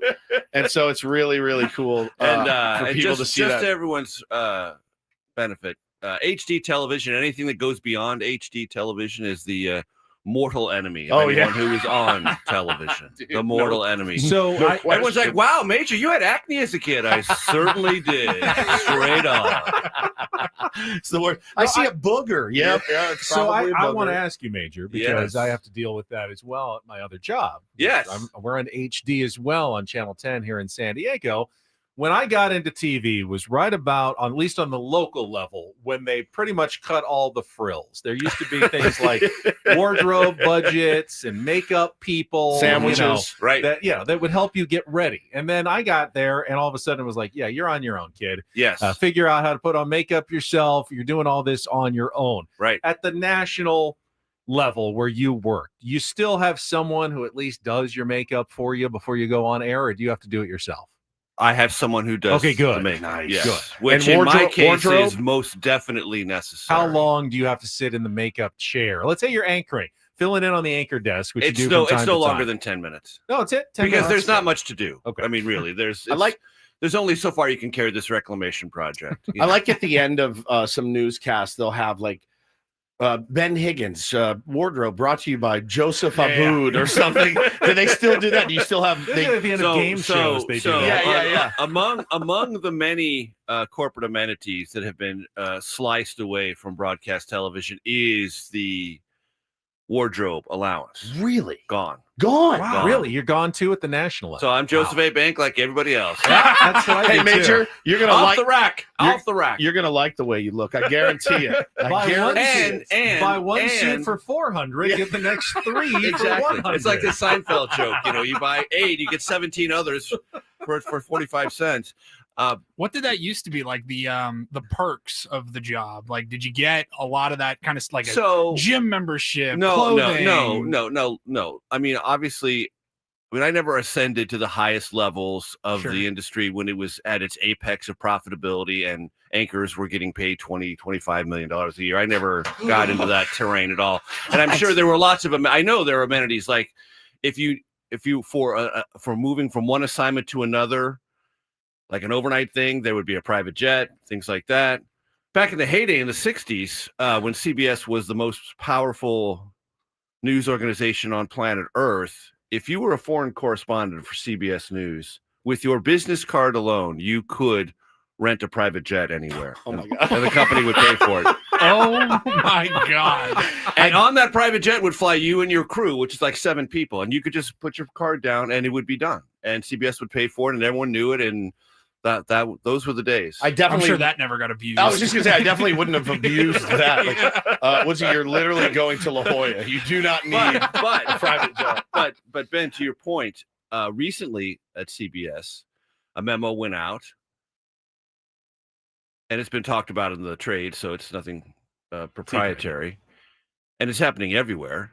That if you were coming in for something for the morning show, you are well advised to do your own makeup first, just in case, and do your hair first, which was never the case before. So all of the things that are financially stressing everyone in quote unquote mass media have hit every sector of mass media. Well, we just lost our vending machine. Just FYI, we had a vending machine here, and we no longer have it. I was going to get you a microwavable Philly cheesesteak for breakfast this morning, and we can't do that anymore. Yeah, exactly. Hey, the cuts are happening all over the place. We no longer have a vending machine here right. at 97.3 The Fan. It's a bummer. Was it a good vending machine? It actually was new. Now, I've been trying to lose a little weight, trying not to eat out of the vending machine. So I had never actually used it. It was only here, 6 weeks or so? Wow. And because no one was using it, they just yanked it. Do you have a commissary at CBS? So in New York, there was for years and years and years. In the early days of the takeout, I did a podcast there with Samantha Bee in the famous CBS commissary, where lots of people had come and been famous and done famous things. That's all. That during COVID, that was closed. Yep. Never reopened. Never brought it back. No. Man. And back in the day, even 10 years ago, if you went to a Sunday show, Face the Nation, This Week, Meet the Press, you would almost have a chef there and an omelet station. Almost. It was almost that good. It was almost like Four Seasons brunch style. Now it's like 4-day-old bagels and pastries, some schmear that's been around for maybe a day or two too long. It's fantastic. And I texted Major this not too long ago. And you've been doing this how long? What, TV? TV. Since 2000. Out in Washington. In Washington, D.C., 2000, yeah. When I talk to young television journalists, they really hate the story. I mean, they really hate the story. They're like, where'd you start in local news? I'm like, no, sir. Where was your first job? White House, CNN. Yeah. White House. What? You started at the top. What? I did the same thing. But I did it that way because I was in print. Strange set of circumstances led me there. And look, that first year I was on CNN, it was not good. No, yeah. It was really bad. It was really, really rough. And I texted Major this, and I said, so with everything that's changed over the last, 20, 30 years that you've been doing this, everybody gets to the end of their career, right? And you start to see kind of the finish line. Yeah. And I think about it all the time. Yeah. And I look at it and I go, how much longer are we going to be relevant? How much longer is this going to be fun? How much longer is this going to be tolerable? I mean, Ben, a little bit of a diva to work with, so you have to kind of manage. You're managing a lot of personalities. I see you over there preening. Yes. Ben, and so but everything has changed so much. The state of politics, everything has changed. And I ask you, because of that change, like I asked you, does this make you want to leave sooner, or do you want to stay longer? Because there's no shortage of stories and things that you've never seen before. And that's kind of what we're all in it for, right? Like we're all in it for the thing. Like I wouldn't ever want to retire and the next year the Padres win the World Series. It's almost inevitable, but that would be like the worst thing ever. And so with everything that's going on, as crazy as things have gotten, does it make you go, I can't get out of this game now? It's crazier than it's ever been. There's more stories every day. I don't feel that. Okay. I don't feel that pull to do what I do because there are more stories than I can get to. I'm actually pretty close to exhausted by that. The sense that every day, no matter how hard I work and how well we try to put the show together, I've left 7 or 8 things off the table. Right. That's very frustrating. That actually pulls me down. That takes energy away from me. And look, let's be very candid. I'm still in the business, which means I have survived. Yeah. I'm 63 years old. I was 63 on Sunday. Happy birthday. Thank you. Many of my contemporaries have retired, been forced into retirement, have just been washed out. Not because they were not doing their job well. Right. There was just no more slots left because the slots are diminishing. And I'm still here. Not only am I still here, I'm creating a different kind of show that doesn't look like a cable news politics show. It doesn't sound like it. It's not the best thing on streaming television, but it's pretty damn good. And I'm very proud of it. And it creates a space that I've never had before, where everything in that show reflects my curiosity and my sense of how to put the day together. And that's exciting. That is exciting. That's the exciting It's also part. tiring as all get out. 100%. But it's super exciting. Anything that reignites like your fire for it, it gets you up in the morning. And if you're passionate about it. And it's a streaming TV show, which means it has to live within all the time constraints of TV, but we do longer form interviews. So if I have someone that's on for 7 minutes, I say, hey, there's 30 minutes we did this. Jonathan Levy, a phenomenal economics historian. We did 7 minutes on the show because that's all there's time for. Yep. We did 25 minutes that you can go find on YouTube and on the podcast platform. We're relentlessly living in both spaces. And that's another reason I'm a survivor, because I constantly look for ways to do what I've done differently and better to meet the viewer, the listener, wherever they might be. Love it. Because if you're not trying to do that, you will die. Yeah, you'll die. This job is completely different than even when we started at 97.3, which was now 7 years ago. Yep. When we started, it was a radio show. Right. And we did a radio show on the radio. And that's what we did every single day. Now it's on evolved. The crystal set. That's right. It's a radio show that really is consumed. I don't know the specific numbers, but by a vast majority, I think, of the audience now on an app or on YouTube or somewhere other than just the radio, and not always live during the 4 hours we're on. It may be listened to later in the day at their convenience. It also is a social media platform with, videos that we put up in smaller chunks, with TikTok viral videos that you have to kind of cater to a different sort of audience that's not going to find you if you don't put it. If you don't have an Instagram video about your show, then you don't really have a show anymore. Right. That's another huge part of it that really didn't exist, at least for us, when we started here 7 years ago. It's the great democratization of content. When everyone theoretically is a content creator, yes, the space in which content exists is almost infinitely more crowded. So you have to be in all these different places and find all these different ways to identify yourself and lift yourself ever so slightly above the rest of the chum. It's exhausting. If you don't, it's exhausting. If you don't, you sink back down. That's right. You can't just come in here and rip phone calls anymore. Like the 80s sports radio. And I give those guys, I give those guys a lot of credit for the ground that they paved. But you can't come in and do that show anymore. No. You just can't. You can't come in and I'm going to do 4 hours of, hey, so what did you think about Mike Schilt's pitching decisions? Like, you just can't That's do it. because they were the only people who got past the gatekeeper. Correct. The gatekeeper. Everybody's in. Right. Everybody's in. There are no more gatekeepers. No. Everybody can have the platform. And if you are compelling enough right, and you put out good enough content, you could be someone that no one had ever heard of a couple of months ago, and you can rise very quickly in this industry or in this medium, at least. Whether it's politics or sports or whatever you're talking about, you can differentiate yourself. But it's even harder to do so because, as you said, there's so many people now in this space. I love this, man. Let's talk some baseball with Major next. Let's get right into it. I want to talk some Padres baseball. Going to get your thoughts. I was there Sunday. Oh, were you? Okay. Went to the game. It's been quite a season. Yeah. And the mentality of a lot of us, I'm going to throw myself into it.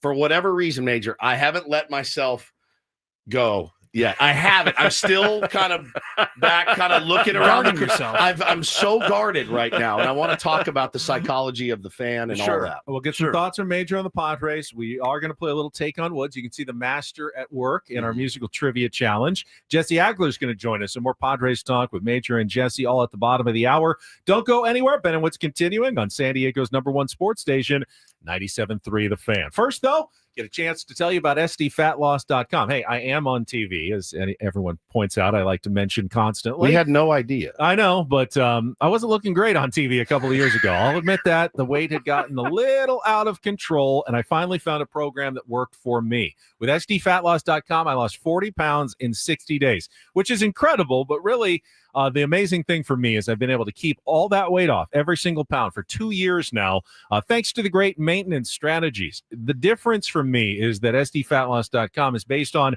real foods from the grocery store, eating chicken and steak and veggies. That's what I ate mostly. You can eat fish. They will tailor the program for you, but you're not relying on shakes or bars that you're never going to stay on for the rest of your life. You're not taking injections. Again, you stop taking injections, the weight comes right back on. But with sdfatloss.com, it's sustainable weight loss, up to a pound of fat per day, 10 to 20% of your body weight in just 60 days. Check it out today. You can set up a free consultation by going online, set it up at sdfatloss.com. You'll meet with one of their great counselor coaches, going to explain the program to you. And when you sign up here in the month of August, get $200 off during their summer special. This is the time to do it. You don't even need to exercise to lose the weight. You'll feel good well before the holidays even get here. New you with sdfatloss.com. Again, check it out today. sdfatloss.com. Results may vary.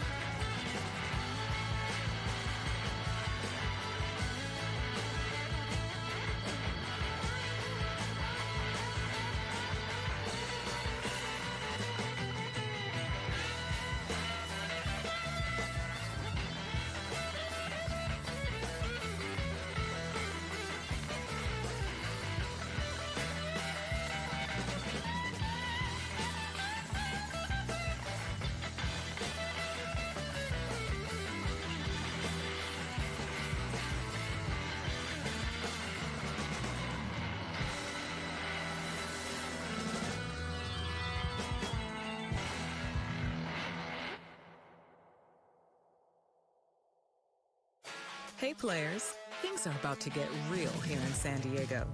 Introducing the all-new Hamul Casino Resort. With a 200-room hotel tower, exciting new eats and drinks, plenty of new places to play, and a luxe spa and salon. Hello, rooftop pool and deck. It's where players can play their hearts out and enjoy all the perks that come with it. It gets real this summer at the all-new Hamul Casino Resort, the players' place.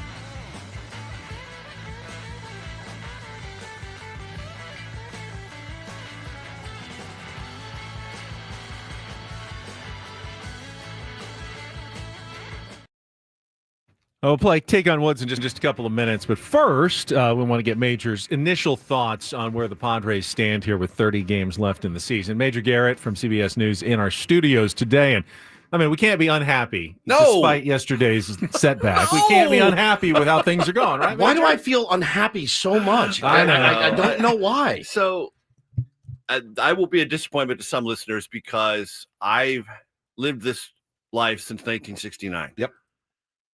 So every day I just feel in a completely strange and magnificent place. The Padres are competitive in August. The ballpark is sold out. The team is in the thick of everything. Everyone is talking about them. When they go on the road, there are at least 1,000 people with Padres stuff. There were so many last night in Seattle. So many. This is a reality that I still have a hard time makes sense adjusting to. Because for most of my life, not only were the Padres terrible, no one even talked about them. And when I mentioned in D.C. that I was a Padre fan, people would just look at me with this a rare emotion in D.C., which is actually pity. Oh, yeah. Because nobody feels that in D.C. They just want to swallow you up, beat you up, drag you through the gutter. But that would elicit like, oh, you poor thing. Yeah, out there in the East Coast, there's Yankees, there's Red Sox. You just dummy, you're so wayward and pathetic. And gosh, I haven't felt this emotion in DC in 40 years. I actually feel pity for a human being. Crazy. That's what it was. So now, even a 4-game losing streak, which we had a week ago, I know it seems like a long time ago. It was just a week and a half ago. We lost 4 in a row. Yep. And then we won a bunch of games. We're in it. We got a great team. We had the best trade deadline ever because AJ prioritized something I think he overlooked earlier, which is team cohesion, character. These guys all get along. Yep. The guys have integrated rapidly. Gavin Sheets, to me, is the most impressive acquisition of the whole season because not only did he surprise on the upside, he surprised even after his playing time was reduced. Didn't pout. Didn't hang dog. Numbers called. He shows up. Yep. His defense has gotten better. Yep. He's worked really, really hard on that. He's not a plus left fielder. Probably never will be, but that's all right. He's a great dude. He's a great serviceable and Colonel left fielder. Budget will point out he's exceedingly cheap. Exceedingly cheap. Yeah. crazy So undervalued. look, I love where we are. And I want, if the bullpen's going to have a rare meltdown, have it now. Don't Fair. have it in late October. Don't have it early in October. I feel like have it now. Weight's been lifted. Jeremiah, have it now. Yeah. Captain Morgan, have it now. Yep. Okay. We're going to be fine. We're going to be really, really fine. We have an excellent manager. We have the best pitching coach in the major leagues. We have the best bullpen. Michael King is coming back. He probably ignored the knee thing while he was all about the nerve thing. We even that out. Darvish is looking better. Don't ask me about Cease. I can't talk about Dylan Cease. Do not ask me about Dylan Cease. Well, I cannot talk about Dylan Cease. You'll see him tonight, so you'll get your taste of Dylan. In tonight. the main, we're in a great spot. Yep, we are. Yep, and this dugout, this clubhouse, can ride out tough times.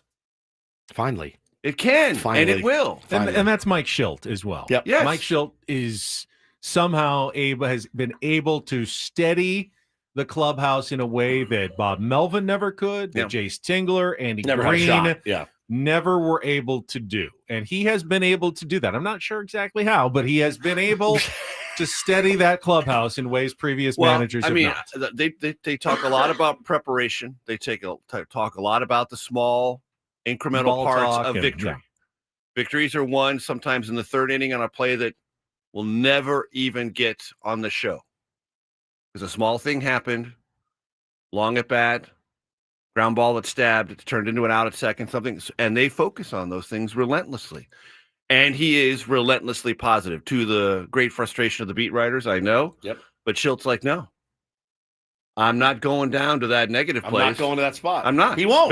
Baseball's hard enough. Baseball is hard enough. We get screamed at every week or every other week when we interview because we're not tough enough or whatever. Like, and you look at it, and you're like, why am I going to ask a question that I already know the answer to? Right? Like, why would I ask the question?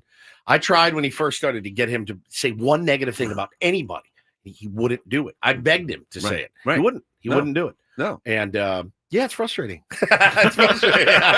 So Jesse Agler's like Major, and that he's a very reasonable, very smart Padres fan. So Major, you're going to get a chance to talk to the voice of the Padres coming up here at the bottom of the hour. First, though, we excuse Woods because it is time to play our daily game of Take on Woods.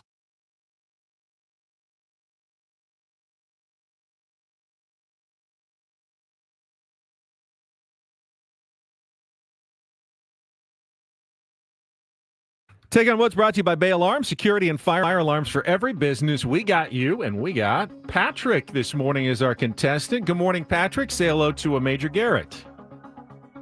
Good morning, guys. Good morning, Major. Morning, Patrick. Great to have you. All right, so Patrick, if you can beat or tie Woods in our 5-question musical trivia challenge, you will qualify for our grand prize drawing. It's a 2-night stay at Resorts World Las Vegas, 2 VIP admission passes to their AU Day Club, and a $175 food and beverage credit. Check out the summer rates right now at rwlasvegas.com. And to give you the advantage, you get to go first and pick our category. Here are your 3 choices today. We've got new bands. They're not new bands. They're bands that start with the word new. We got McLovin, 5 song titles and artists that include Lovin' in the name. And our new category today, cherry picking, all 2-second songs featuring the word cherry. So, Patrick, got new bands, McLovin, or cherry picking? What would you like to play? New bands. New bands. All right. So, again, not necessarily new bands, but bands whose names all begin with the word new. You'll have 60 seconds to answer as many of the 5 as you can. If you don't know an answer, you can pass. We'll come back to it if there's time left on the clock. First question is the 2-second song. Paulie's going to play you a little bit of music. You need to identify both the song title and that band that starts with the word new to score that point. Patrick, you ready to play? Ready. All right, let's do this. 60 seconds on the clock. The category new bands. Patrick, your time begins when Paul plays the music. Good luck. Hang on 1 second. Give me hold on. 2 minutes. Paulie needs 2 minutes. 2 seconds. Wow, that's a long time. I'm ready. I'm ready. All right, he's ready to go. All right, 60 seconds on the clock. Your time begins when Paul, who is now ready, plays the music. Good luck, Patrick. Let's take on Woods.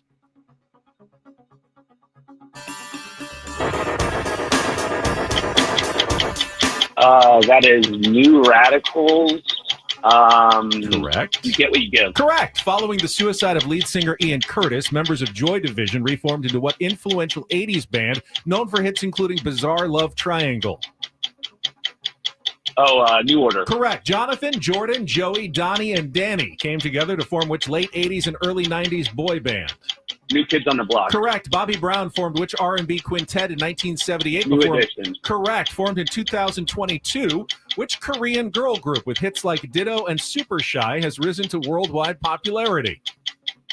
New Jeans. Oh, wow. I thought that one might be the one that trips you up. Patrick, that is 5 out of 5. You cannot lose. You have qualified. So let's bring Woods in and just see if it's an outright victory or not. Stay on the line, Patrick. Patrick's score is in. I saw you in here wildly gesticulating. Well, you never know. So Woods has to play this game cold. He does not get the category. Makes it a little tougher for our daily champion. Okay. Let's put 60 seconds back on the clock. Woods, your time begins when Paul plays the music. Good luck. Let's take on Patrick. You only get what you give by the New Radicals. All right. Following the suicide of lead singer Ian Curtis, members of Joy Division reformed into New Order. Correct. Jonathan, Jordan, Joey, Donnie, and Danny came together to form which late New Kids on the Block. Correct. Bobby Brown formed which R&B? New Edition. Correct. Formed in 2022, which Korean girl group with hits like Ditto and Super Shy has risen to worldwide popularity? Got a lot of time for this one, so Patrick knew it. We'll just kind of damn it. We'll just kind of figure out. I think he probably knows the category, right? New. It's something new. New. I'll be wildly impressed if you pull this one out. K-pop, a little rusty here, I see. Minus the little. 10 seconds.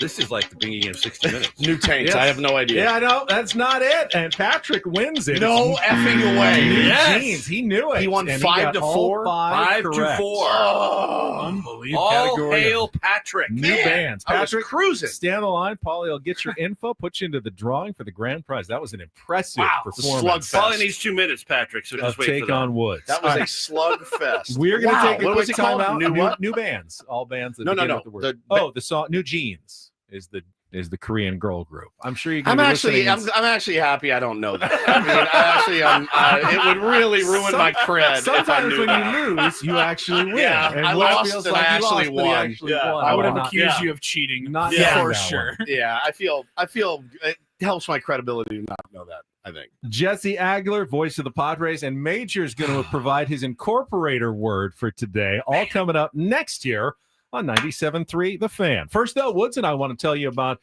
the online resource that we used at the beginning of this year. We were both late 40s, and neither of us had set out a will or a trust for our families. We were negligent. We should have done it before, but like so many things, you put it off.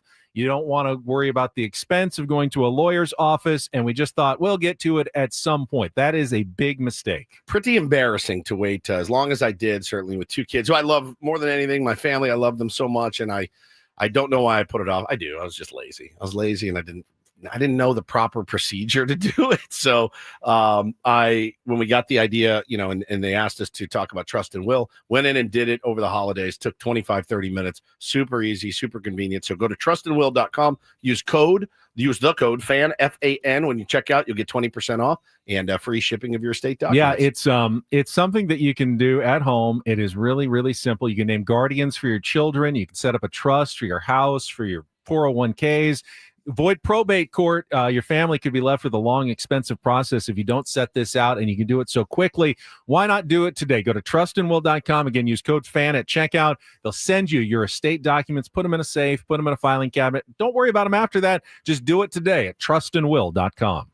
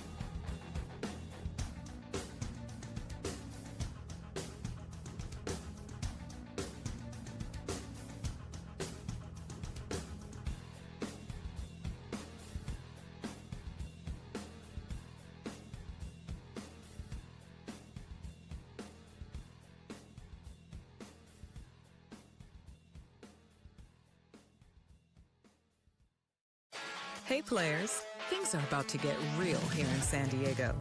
Introducing the all-new Jamul Casino Resort.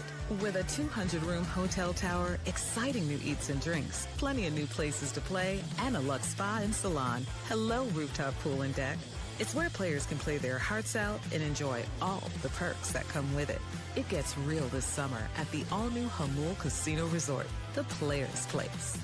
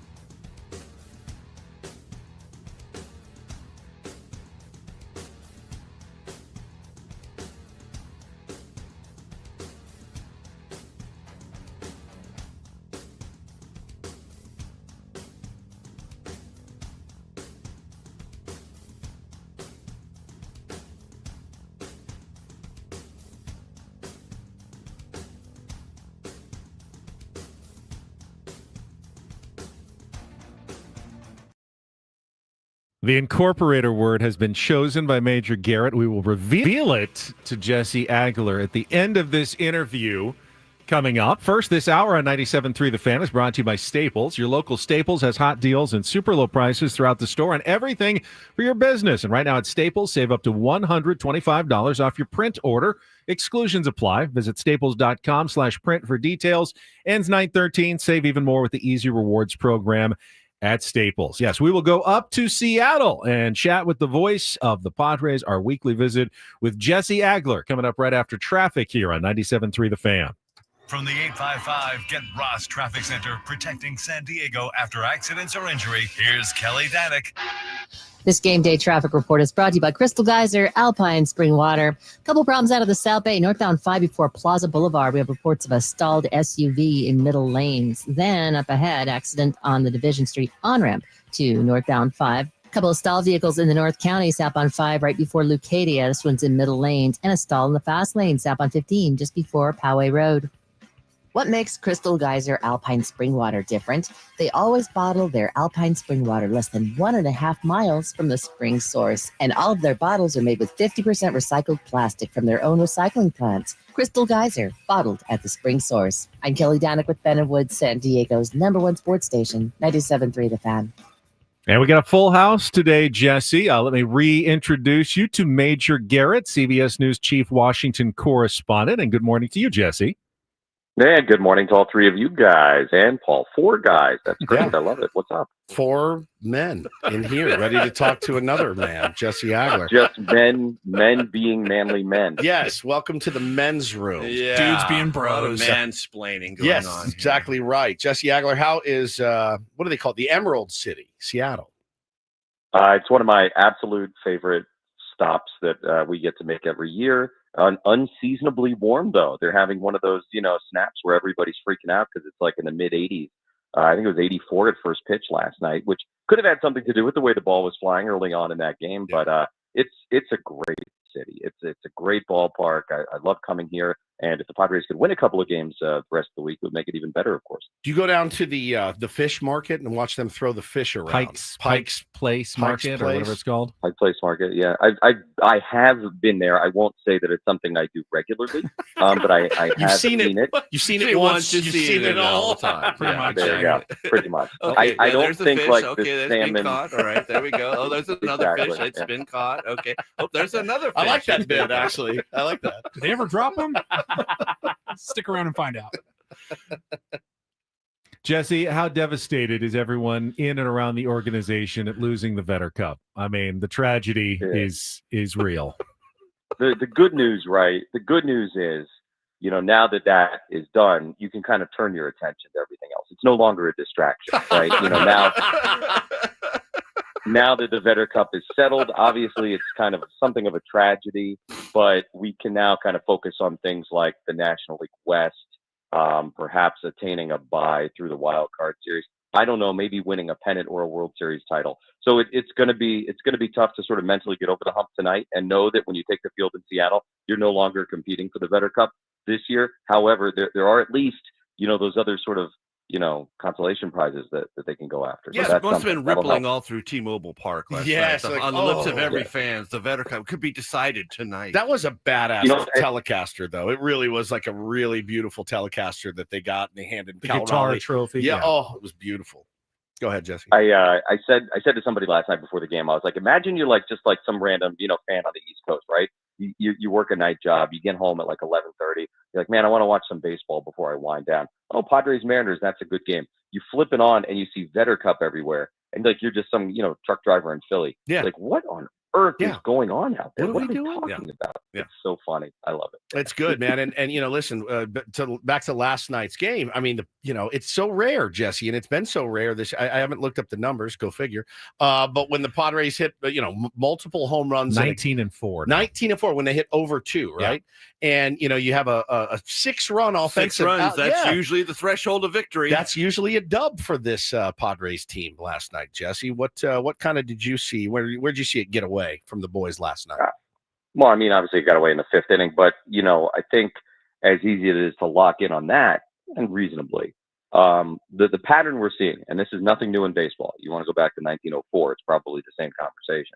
It's going to be starting with starting pitching. Yeah. And in the last few weeks, couple months, whatever, once this team's kind of found its groove, when they've gotten the good starting pitching, the good enough starting pitching, even some of the time, they've pretty much had success. And when that gets a little bit sideways, as was the case yesterday, Sears doesn't get out of the 4th inning. And I know it was a quick hook, but it was an understandable quick hook. That's when things get tougher, because now you're asking a lot more of more guys, which just kind of sets up the possibility for stuff to happen. David Morgan had never allowed more than 1 run in an appearance all season since he came up. He gave up 5 yesterday, but you're just not able to go to everybody every night. Right. We are still in this point in the season where you're a little bit weary of wearing everybody out in the bullpen. I know we're talking about a sprint to the finish and 30 games left, but you still have to be responsible with the way you manage those arms. So if your starter's not going to get out of the 4th inning, it's going to put you in a tough spot.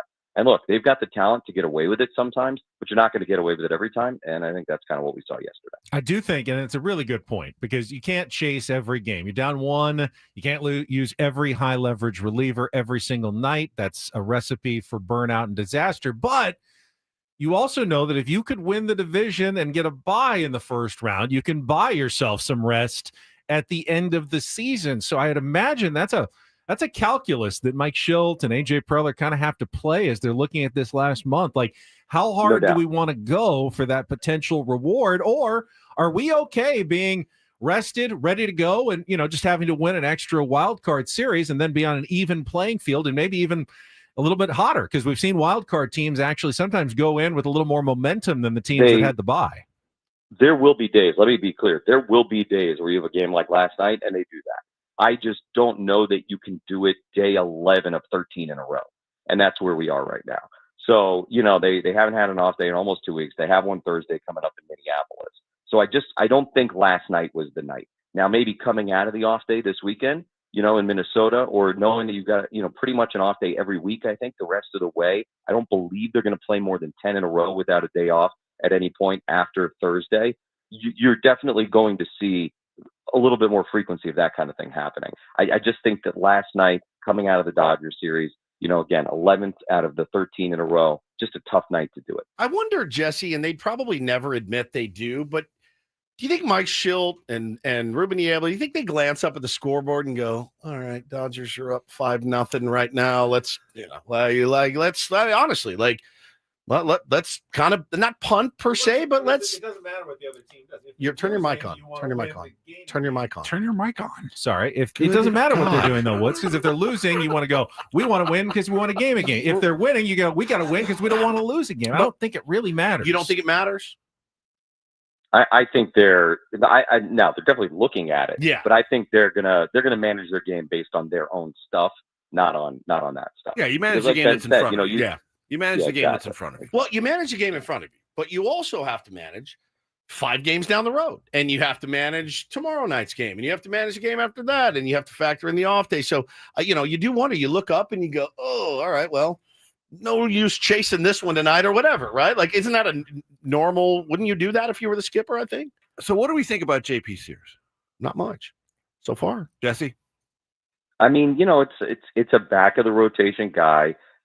Same thing, right? They're not like Randy Vasquez for so much of the season. They're not asking so much of him, right? They're not asking too much of him. It was Martin Perez, the second last couple months of last season. Right. Just go out there, keep me in the game. Keep me in the game. That's kind of the responsibility. That's kind of the assignment for JP Sears. He's done it once, not really done it the other 2 times. They're going to, I think, need somebody for Sunday in Minnesota. Do they give Sears another whack at it? Do they bring Randy Vasquez back? It's not going to be Michael King this weekend, it sounds like. They're going to do one more either rehab or sim game before he returns just to make sure everything is fully right. But I think, it's one of those where you figure it out. And look, there isn't a team in baseball, I don't think, that doesn't have at least 1 or 2, sometimes 3 or 4 guys like that in their rotation. And, they're not going to necessarily have to lean on somebody like that in the postseason. So it's just about, navigating this thing all the way through. And again, had last night been, a day coming off an off day, maybe it does get managed, very differently. Right. And maybe they do get him out of there a little bit earlier. And maybe you're not asking David Morgan to go through as much as he did last night. So it's not just on JP Sears. It's very circumstantial. And that's why, it's kind of a crazy thing to do, but you got to take the microscope out on him almost every single game the rest of the way, because, you have to look at every little factor. Here's my answer to that question, Major. Here's what I like about JP Sears. And I have seen JP Sears pitch 3 times in my life because I never watched him when he was with the Athletics. But what I like is that AJ Preller liked him. He targeted JP Sears in that trade. There's something that AJ Preller sees that we may not have seen in these 3 starts because that's a really small sample size. Yep. But there's something, whether it's this year or in the offseason, that they think once he gets with Ruben and Camp 44 in the offseason, they think he's going to be a starting pitcher for the Padres for the next couple of years and part of the rotation. The team control we have over it. Yeah. And I think that A.J. Preller has a successful enough track record, especially with the pitchers that he's picked up, Fair point. that J.P. Sears will go on and have a pretty productive career with the Padres. I don't know how. Point. Very fair but point. I think that's where I stand right now. But I think if you would look back at that start, he would say the game got away from us when it went 4-3, when Polanco hits a 2-run homer. Manny's error. And and you're up 4-1. You need to shut that inning down. Yeah. 100%. Bottom of the under. You just have to shut that inning down. Alex says JP was a throw-in. He was not. Nope. He was absolutely not a throw-in. He was the Mason Miller was the very, very, very expensive throw-in at the end of the trade. Yes. J.P. Sears was who the Padres were targeting, according to the reports, at the very beginning of the conversations with the Sacramento Athletics. So he wanted J.P. Sears, and then he said, now if we throw in Leonidas DeVries, can we also have Mason Miller? Yes. And they finally said, okay, yes, fine, we will give him to you. But that was not the original target. It was J.P. Sears. Yeah, it's interesting. It's a very interesting point. Well, Jesse, we have the very, very intelligent Major Garrett going to be pitching the very, very intelligent Jesse Agler on the Incorporator word for tonight in the Emerald City. Are you ready? Ready as always. Jesse, first, before I do this, one of the words I sent to Paulie, because I sent him about 12 options to make sure that we haven't used them before. One of them was gentacular. They played for me how you worked gentacular season. And I will only say this. I am not worthy. You are a rock star. He's the master, the absolute master of his craft, Jesse So, Agler. in that spirit, because I know I want this to be fun for you, fun for the audience, your word your incorporator word is winkle picker. It's a real word. It's a real word. These are British shoes worn by men in the 50s and 60s, primarily by rock bands. They're very pointy. Yep. Winkle With the little picker. straps. Yep.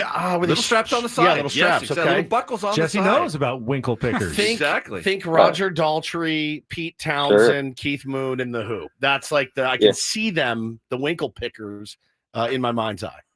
Winkle picker. I love it because I love a word that sounds funny. So Yeah. I wanted you to have fun with it. That's great. Yeah.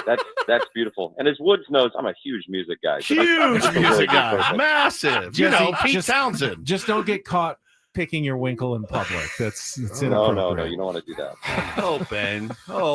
Left Did your you mic on have for to that go one. there? Yeah. Did you have to go there? That's the one he throws in. Jesse, thank you, okay. buddy. Have a All great right. call tonight. Jesse, mad respect. Have fun, guys. Thank you, buddy. Jesse Great to hear. Agler, voice of the San Diego Padres. And looking to bounce back tonight, 6:40 first pitch with Jesse and Tony. And then we've got 5:40 pregame show with our Sam Levitt, who has, I believe, made some appearances in the YouTube chat this morning as well. So good morning to Sammy. And I'd kind of forgotten that they were at the end of a 13-game stretch. Jesse reminded me because we were so focused on Giants, Dodgers. It's been a while since the Padres have had an off day. And you get to the dog days of August, it gets tough at this point in the season to play those long stretches. All right, we will come back. We still have 1 hour to go with Major Garrett. Paulie's going to have some Roundel Report headlines for us. We'll look ahead to tonight's pitching matchup. We can talk more about Dylan Cease. I know Major doesn't want to talk about Dylan Cease, but might have to bring him up in the final hour of the program with Ben and Woods on San Diego's #1 sports station, 97.3 The Fan.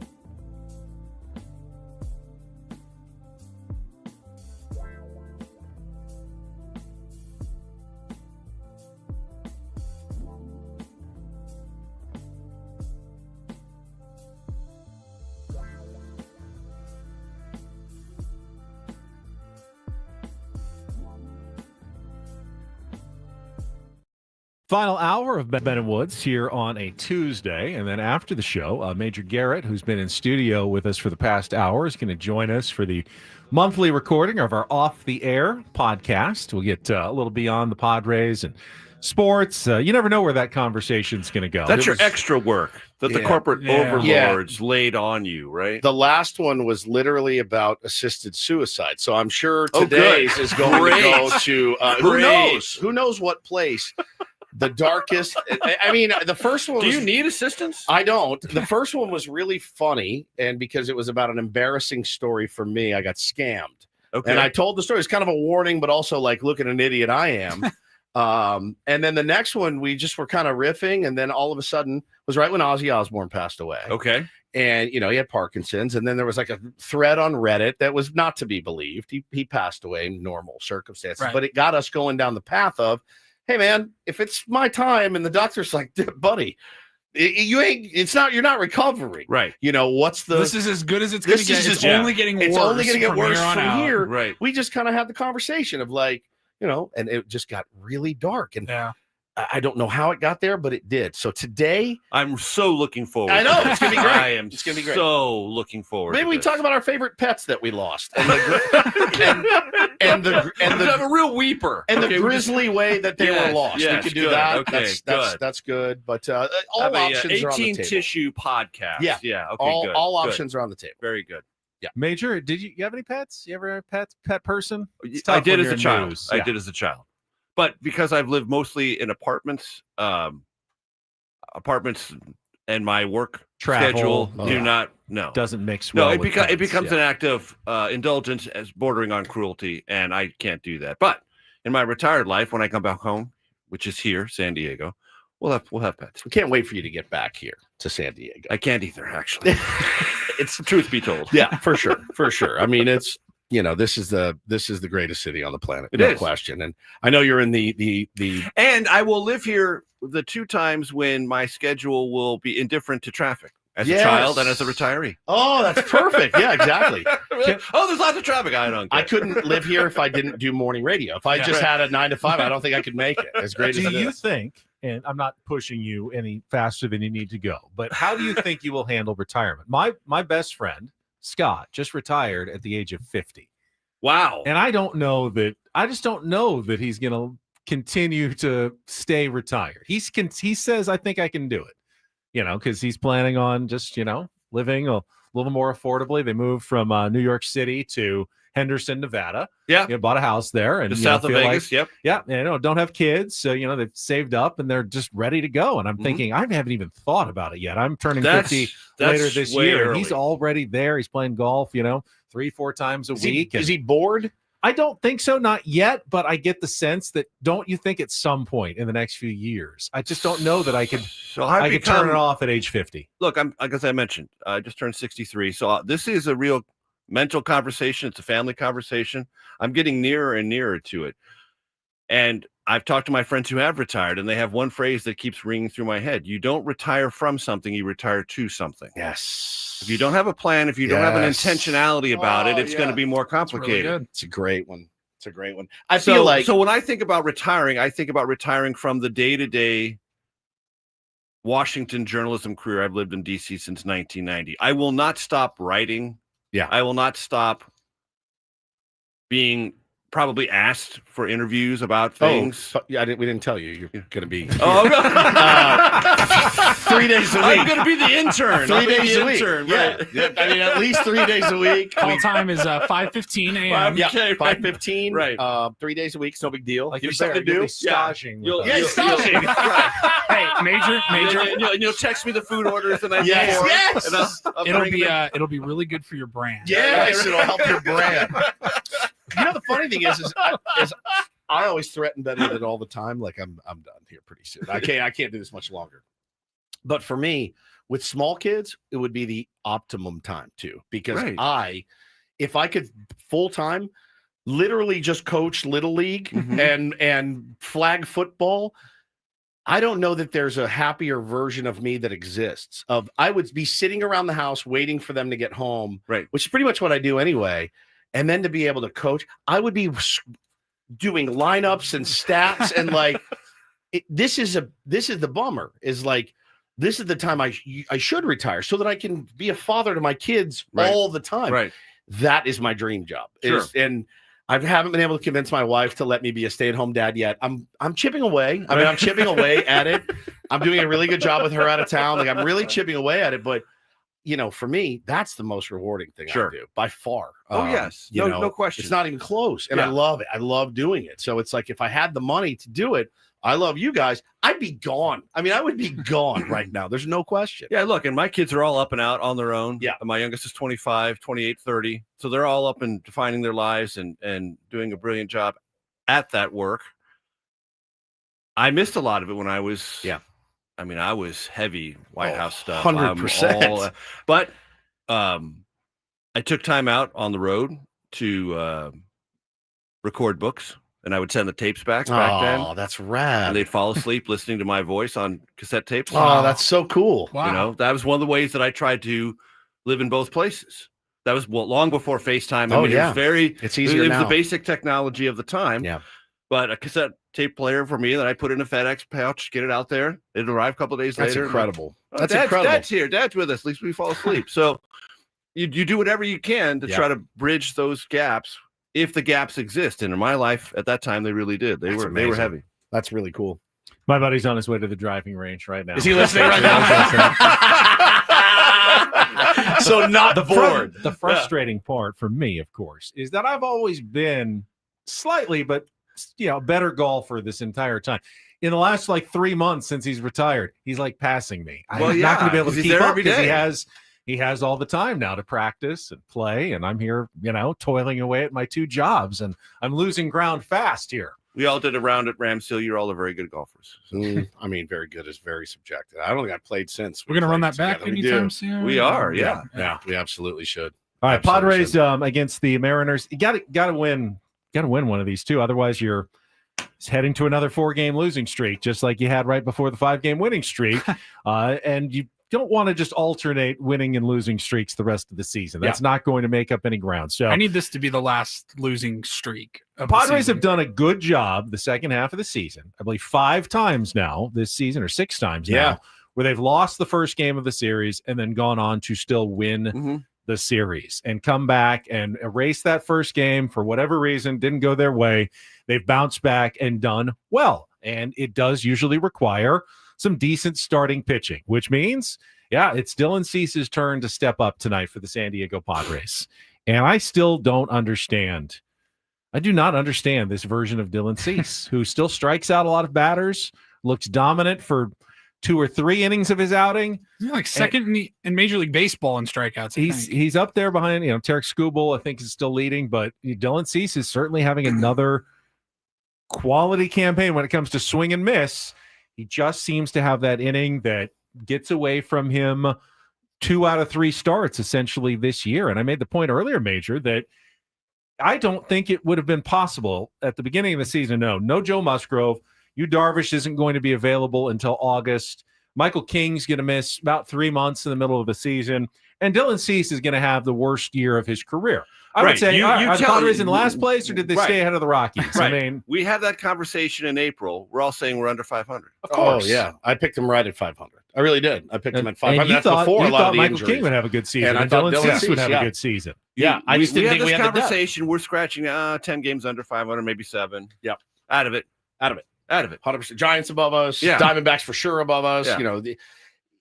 In order to win, and other teams have to lose, right? And the Diamondbacks losing Corbin Burns and not getting off to good starts, and all of that factors in to the Padres look at it and they go, all right, now there's a real opportunity here. And they do play their best baseball, sometimes late in games. They play their best baseball late in the season. This has been a trend since Mike Schilt has taken over.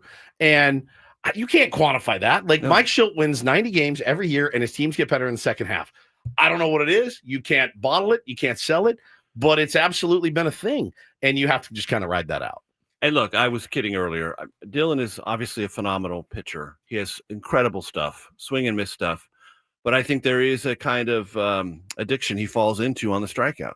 And soft contact, the batter hitting your pitch, is the way to go 6 innings, way to go 7 innings, way to minimize bad innings and be efficient. Yeah, command is what I will what's been challenge lacking. a little bit though, because Dylan Cease has always been a good innings eater, He has. despite being a good strikeout pitcher in his career. He threw. I mean, last year we saw him go in the 6th, 7th, even 8th, but not this year, quite regularly. But this year he hasn't been able to combine the two.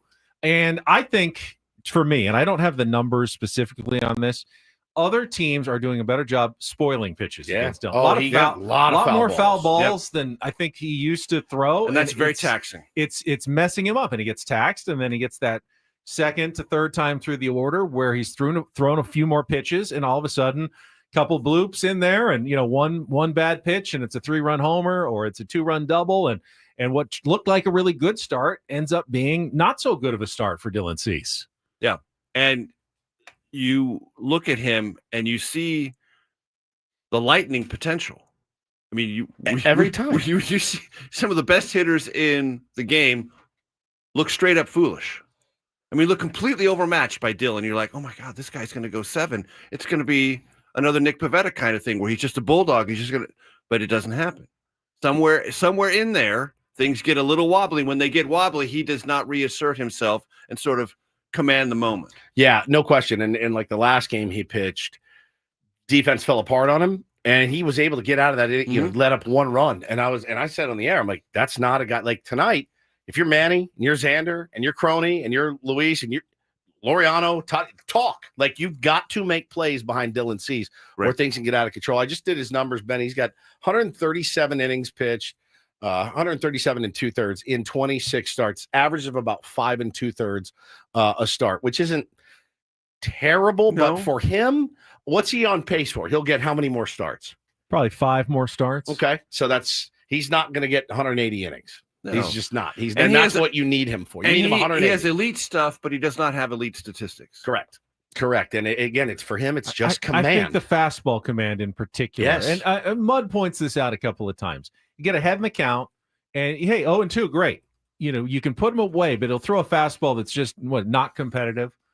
It's like he tries to get you to bite, but it's 2 feet out of the zone. Yeah. And it's just okay. So now it's ball. Now it's a 2-2 count, and all of a sudden you're going 5, 6, 7 pitches deep on another hitter. He's got to find, as you Major said, a way to get quicker outs. In the first or second pitch, or when he gets ahead of a guy, you got to put him away a little quicker. Get him to know, hey, this pitch could be a strike. It might not be a strike. I've got to be swinging. But they've been laying off those 0-2, 1-2 pitches because they just haven't been tempting enough for the most part this season for Cease. And you talked about Arraez earlier with the impending free agency, right? Mm-hmm. So that's another thing for Dylan Cease. This is like the one hill I've died on this year. Everyone's like, oh, he's crushing himself in free agency. I don't think he is. With that stuff that he has, with those gaudy strikeout numbers he will have at the end of the year, he's going to get paid. Yeah. He's going to get paid. I was really encouraged when the trade deadline came and went and he stayed. And I went, oh, this has got to be a little bit of relief. And in fact, I know it was a relief because Paulie and I and Ben, we talked to his girlfriend in the airport and she told us, this is when we went to Philly. She's like, yeah, I mean, we're on a kind of a wreck. We don't know if we're going to be in Boston or New York. Day of June. It's the last day of June. And we talked to her and she's like, yeah, I mean, it's all up in the air. We don't know where we're going. And I thought once it came and went, okay, I can relax a little bit. Now I got to go pitch for my money. I'm going to get paid next year. Yeah. I thought he was going to absolutely eat in the second half. And he did. He did in that first start after. He was nasty. And, that's what we need from him is that like, I got to take this thing over. So where right do you now. slot him in the playoff rotation? Third. Or no, depends on, maybe first. Get out of the way. I really don't know. And you go attack bullpen with a very short leash. It all depends on who you're playing, where Darvish you're playing. and King. How much did you have to win? Did it come down to the final game of the regular season to get to wherever you're at? If you're in a 5-game series and you lose the first 2 games, that's not my guy in game 3. I gotta hold something back, but I can't go into.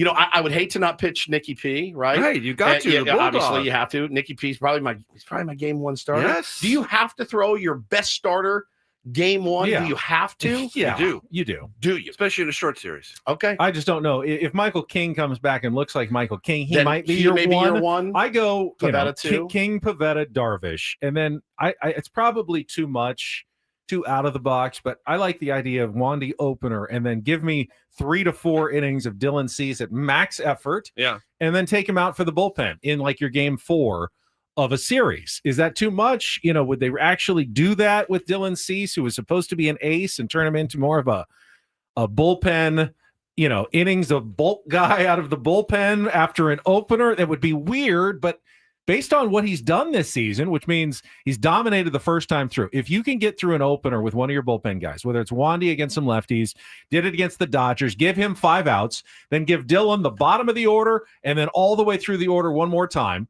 So like 3 to 4 innings, you could get to the 6th and turn things over to your bullpen without maybe even giving up any runs at all. And I mean, isn't that the best case scenario in the playoffs? But you give Dylan the top of the order twice, feels like they're going to get him that second time around. That reads right to me. It does read right. I mean, and again, like he's just going to be, and I think last year, him volunteering or them asking him to go on 3 days rest, and it just didn't go well. No. I mean, it just didn't go well.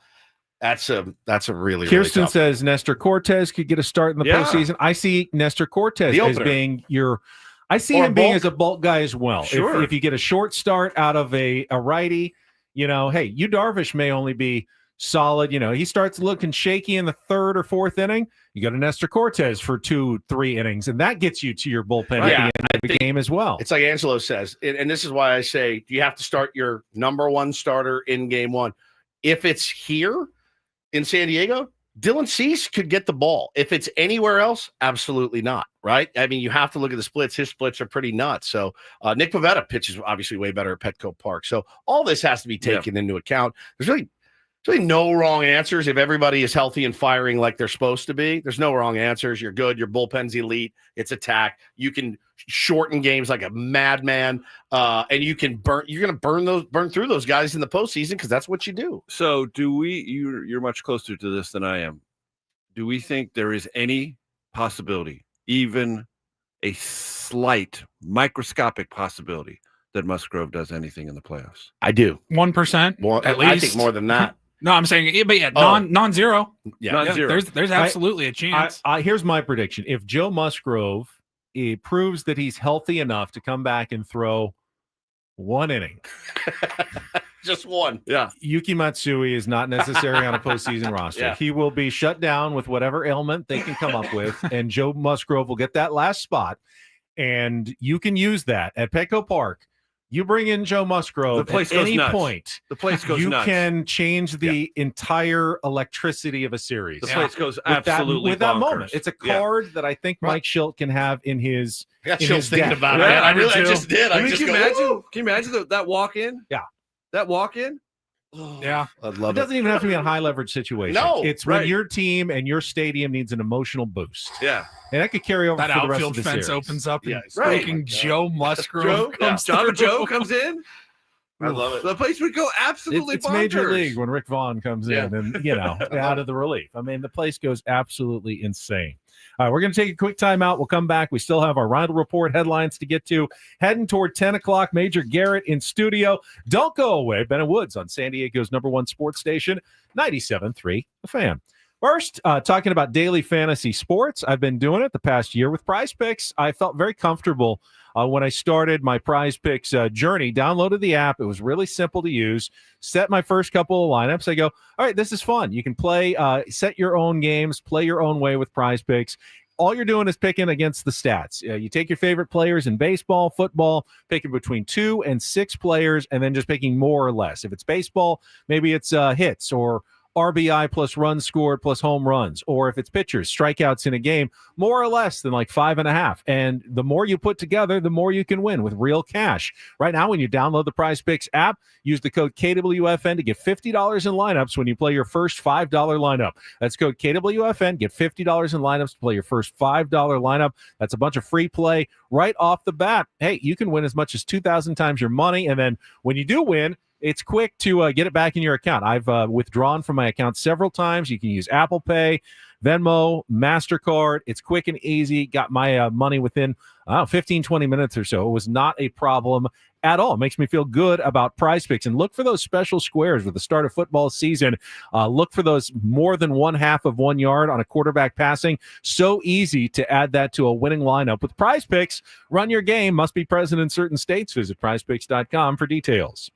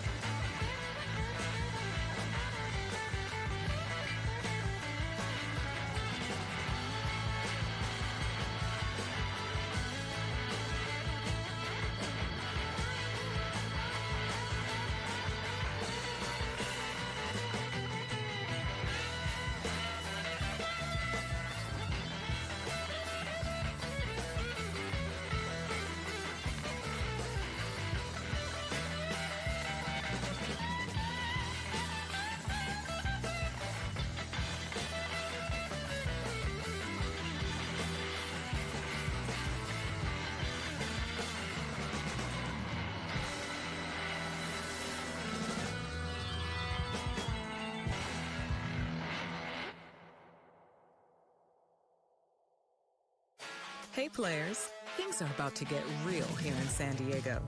Introducing the all-new Hamul Casino Resort. With a 200-room hotel tower, exciting new eats and drinks, plenty of new places to play, and a luxe spa and salon. Hello, rooftop pool and deck. It's where players can play their hearts out and enjoy all the perks that come with it. It gets real this summer at the all-new Hamul Casino Resort, the players' place.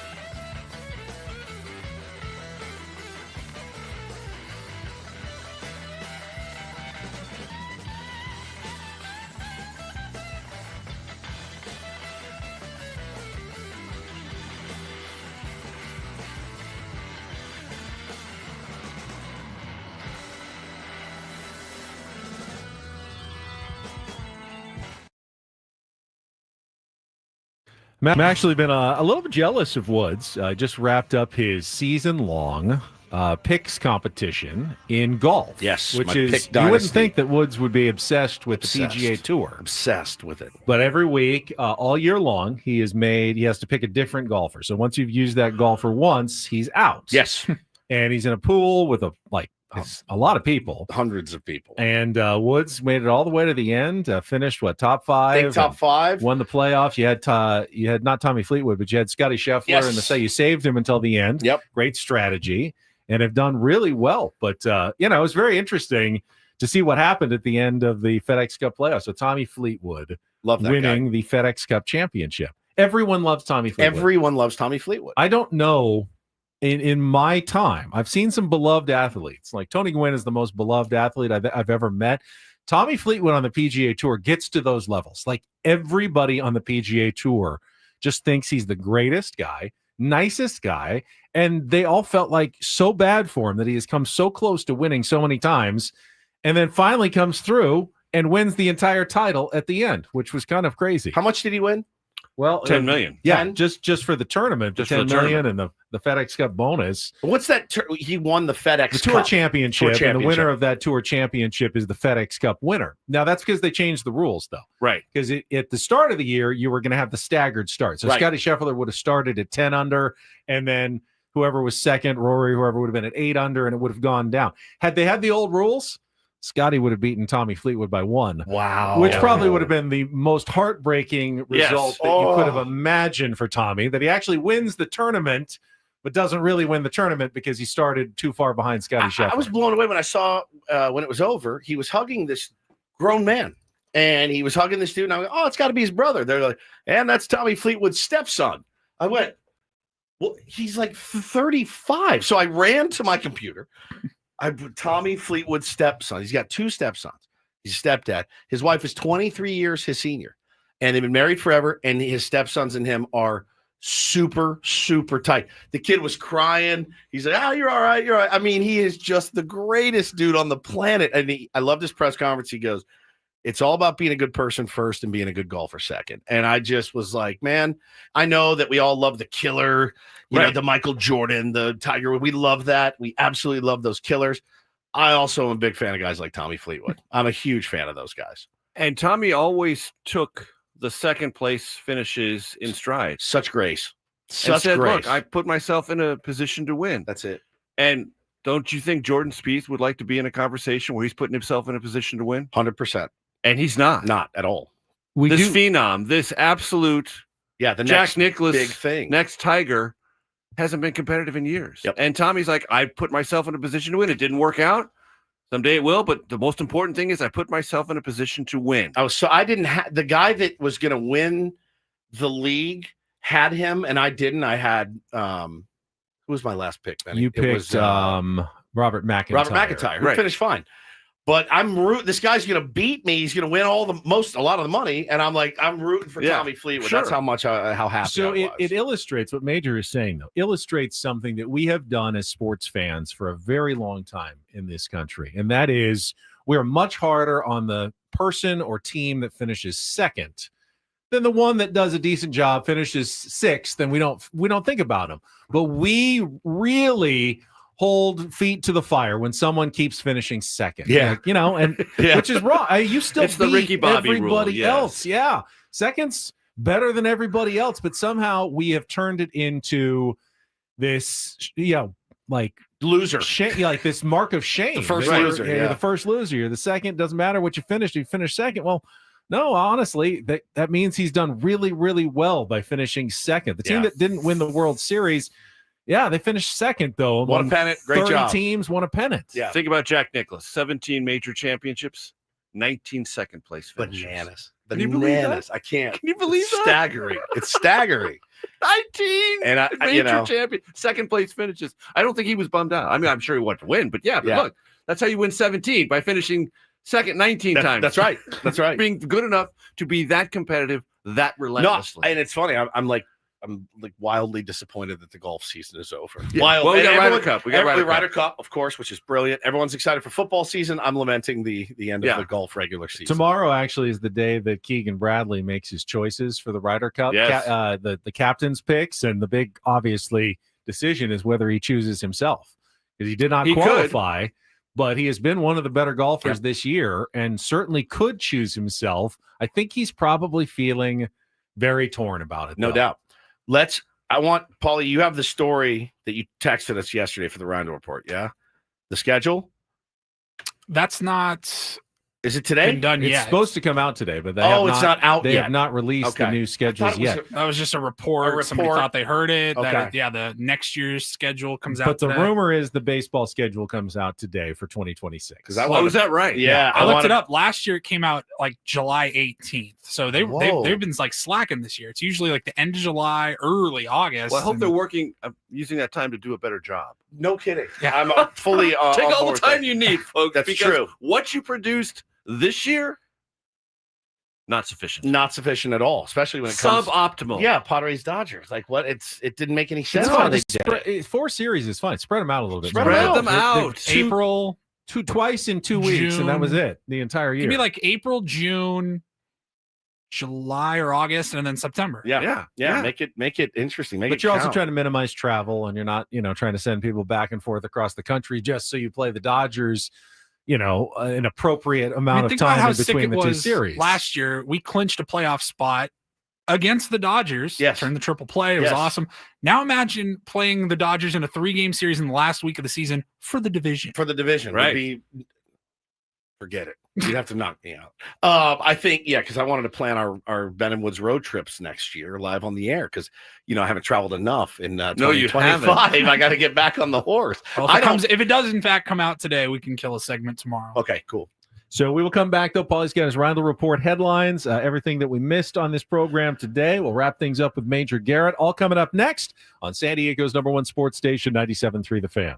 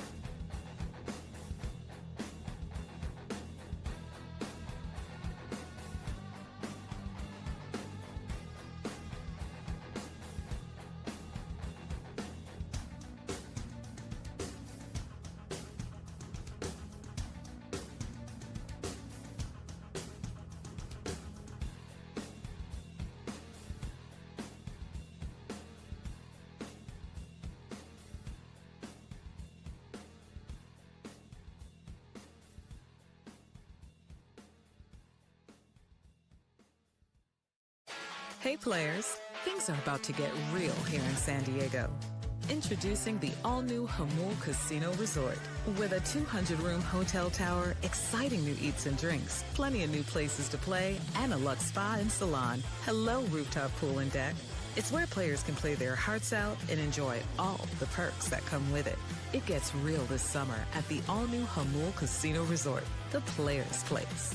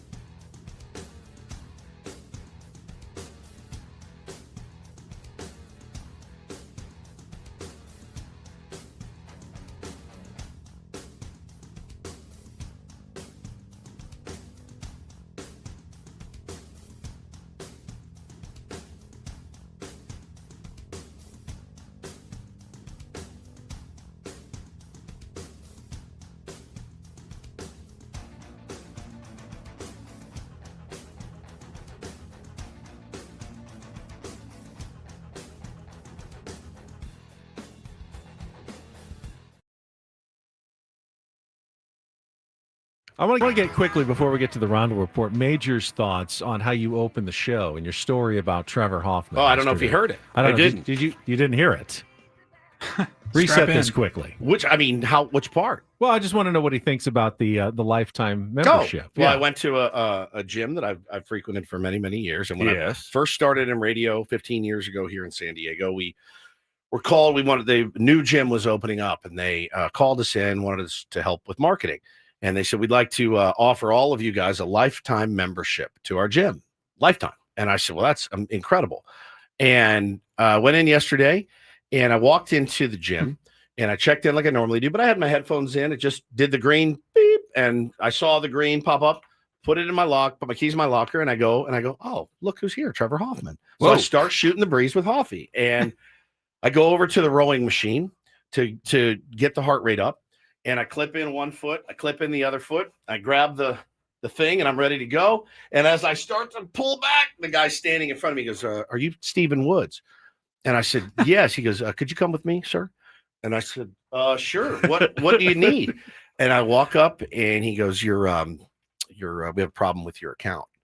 And I'm like, well, I mean, I have a lifetime membership. What kind of problems could you possibly have? And he said, that's don't you know who I am? Yeah. He said, that's expired. And I said, but I haven't expired. Right. So I'm still here. See, I'm the lifetime part of the lifetime membership. And I was so embarrassed. And Hoffy looks over, and they're calling me to the front desk, right. And I'm like, in Hoffy's mind, he's like, damn, dude, what's he? Needs a little something for the effort here. I mean, how much is the gym membership? I didn't know you were so stretched, bro. $10 a month, maybe, right? Hey guys, Trevor Hoffman here. I'll sponsor this guy's membership if you don't mind. They call me up, and the girl's like, yeah, it's over. And I'm like, how are you going to call something a lifetime membership? And I'm here, and I'm still alive, and I'm ready to work out, and you banged it from me, and I don't know what to do. So then she pulls out the menu. And I was like, I just wanted to work out. She goes, I'll tell you what, I'll I'll cover this one today. Day pass is usually $15, and I'll cover this one. I'll have you as my guest, and then if you're inclined, you come back in. We can sit down and go over the other memberships. And it's over. It's over. It's over. It's over. I'm mortified. Also, there are new corporate overlords of this gym that aren't honoring the previous commitments of the original owners. Is and what they're I'm like, thinking. 15 years is basically it's life. long enough. That's right. And this is possible because this happened to me actually at Channel 10. It could just be a technical glitch. So we installed like a key card system about 15 years ago. And most employees come and go every 2 or 3 years. You don't stay on TV forever. But I've been there forever. And one day, about a year and a half ago, my key card wouldn't let me in. It was like, and I was like a little worried, like, why is that? And they said, oh boy, bring your playbook. Well, when we assign the key cards, we just put like an expiration date of like 15 years in the future for everyone. Right. And yours actually just hit. So maybe they just kind of put a random, like thinking, oh, well, just put 15 years on here. That should be enough for a lifetime membership, and didn't realize. Don't tell me that Trevor Hoffman is not a lifetime member. That's exactly what I was thinking. And deservedly so. Deservedly so. Exactly. Don't misread me. Way Trevor. more important than me for sure, but I just was like, oh yeah, imagine Hoffy going up. Hey, it's okay, guys. He's a friend of mine. Just let him fly. He's good. He's good. I'll vouch for him. I was. Now you know Hoffy from fantasy camp. Yeah, right? I mean, just from interviewing him over the years and being at camp with him, he was an A plus human being. Can't wait. I will be a camper for the very first time. And I cannot wait for this, man. It's going to be elite. All right, let's and check. by the way, you have to do radio with us every day that we're there, just so you know. Yeah, it's So part you of know. the part of the Fantasy deal. camp radio. Part of the game. Yes, right. Let's check traffic From the trainer's table. And then Paulie will get us some headlines for the Randall Report to wrap things up next. From the 855 Get Ross Traffic Center, protecting San Diego after accidents or injury, here's Kelly Danick. Well, the roads are winding down pretty nicely. Just a couple problems here. One of them is a crash in the clearing stage, northbound 15, right at the northbound 805 connector. It's over the right shoulder, and a crash clearing on westbound 8 near Jackson Drive. Everything over to the right shoulder. I'm Kelly Danick with Ben and Woods, San Diego's #1 sports station, 97.3 The Fan. And get things started here with our today's edition of the Randall Report. Now tuned into the greatest. Welcome to the Rindle Report with Paul Rindle. Hi, Paul. All right. 2 stories from the world of sports that we haven't gotten to yet. We'll start off in Major League Baseball. And 1 story that you didn't know you needed. Are you laughing, biatch? It's the Rindle Report Hey, Paul, how you doing? Okay, how are you? on 97.3 The Fan. Are you ready to bless the mood? I need some help, please. That was good. Can I get a yeah? Oh, yeah. All right. All right. Happy Tuesday, gentlemen. Major, welcome to the Run Report. I'm so happy to be here. Just a couple of stories that we haven't gotten to yet today. I'm going to start off in Major League Baseball. Babe Ruth was in the news yesterday. I did see see that. this. Well, this is amazing. Not Babe, but George Ruth. George Herman Ruth. Yeah. Is, AKA was the in the Babe. news yesterday, and he was charged with 91 counts against him. We're not talking about Babe Ruth. No, we're talking about a 69-year-old man from Morristown, Tennessee, whose legal name is George Herman Ruth. Yep. And he has been using the names of hundreds of dead former professional baseball players to make fake and phony claims for payouts in class action settlements. Bananas. George Wow. Herman Ruth. Babe. The Babe. Yeah. It says here, George Herman Ruth is charged with mail fraud, aggravated identity theft, fraudulent use of social security numbers, money laundering, making false statements to his probation officer, and possessing firearms after having previously been convicted of felonies. So it he's says just here- going through like baseball reference and finding old names. Yes, I am Mr. Blue, Mr. Vita Blue. Yes, it's And- me, Mr. Moonlight Graham. Yes, I did own a Volvo in 2007, and you owe me $172 in this lawsuit. So it's all class action. It's all class Yeah, action. It's just class I action believe so. lawsuits. All of it, yeah. I'm Kilvio Veras. It is I saw it yesterday. I go, George Herman Ruth. I mean, kudos to his parents for Right? wanting to sense of humor. yeah, sense So, of humor. it says here, he obtained or attempted to obtain more than $500,000 through this scheme. He was seeking out payouts in lawsuit settlements that ranged from contact lens pricing allegations to claims of racial I did live at discrimination. Camp Lejeune in the 1970s, Right. so yes, you now owe me money. He opened over a dozen P.O. boxes in cities throughout Tennessee for Seems like a himself. lot of work. Just get a job. Just get a regular job. The length that some people will go to avoid work, the work that they will do to avoid working Now, is pretty insane. It says here, I'm reading, the indictment does not have the list of every but retired former player that he's used. Yeah. It just says, it describes some of them. Some players played for teams like the Philadelphia Athletics, the St. Louis Browns, and the Kansas City Packers. So I'm thinking baseball he had to go Yeah. back in the archives. One of my favorite Leo DiCaprio movies, Catch Me If You Can. Brilliant, man. The amount of work that he had to do just to avoid The whole movie. living a legitimate life. He could have gone to pilot school and learned how to fly. It would have been great. Smart Or enough, medical he could have done school. whatever he wanted. That whole movie makes my stomach turn. The whole movie, I'm like, how do you do this? How do you cash those forged checks? Like, it makes me sick. I don't have the stomach for crime anymore at all. It's a good story. I love that one. We'll move on here. The NCAA announced a partnership with Venmo. And the first thing I thought of was, you guys remember the story from like a week or two ago? The college quarterback at Oklahoma, who everybody had gone through his Venmo history and saw that he was, now he claims it was an inside joke. You can choose to believe whatever you want, but the Venmo payments were USC versus UCLA bets. Gambling money. Sports gambling. Yes. USC versus UCLA. Now, he claims, I didn't bet when I was a college athlete. Of course, I would never do that. It was an inside joke. You guys all don't get it. That story kind of just died off. This is not connected to that, though. This is the NCAA and Venmo announced a partnership. I believe this morning it was official, and it's aimed at combating bullying and people looking into these kids for requesting them for money, unsolicited scammers, all of that. And so it's going to feature a dedicated hotline for all college athletes that can report abuse or harassment. Hey, this guy keeps requesting $100. I'm not lost his parlay. Right. I lost Blames his you for it. parlay. Right. Yeah, exactly. It says an education on account security, increased monitoring of their accounts. So I think this is going to be ultimately a good idea for college athletes. Yeah, I think it's a great idea. Because you should be able to Venmo your buddies for lunch or coffee or whatever and not have to worry about, again, some guy. You could just go and make everything private on your Venmo. It's not that hard just make to your Venmo do. private. But it's always the guy with the $5 parlay that ends up in the, San Francisco Giants pitcher DMs telling him he wants him to die and could have won me $200. You would have won me $200. And look, this is what every sports league, the NCAA included, but Major League Baseball, NHL, NBA has to reconcile itself to. You all went on online gaming for more fan engagement. Correct.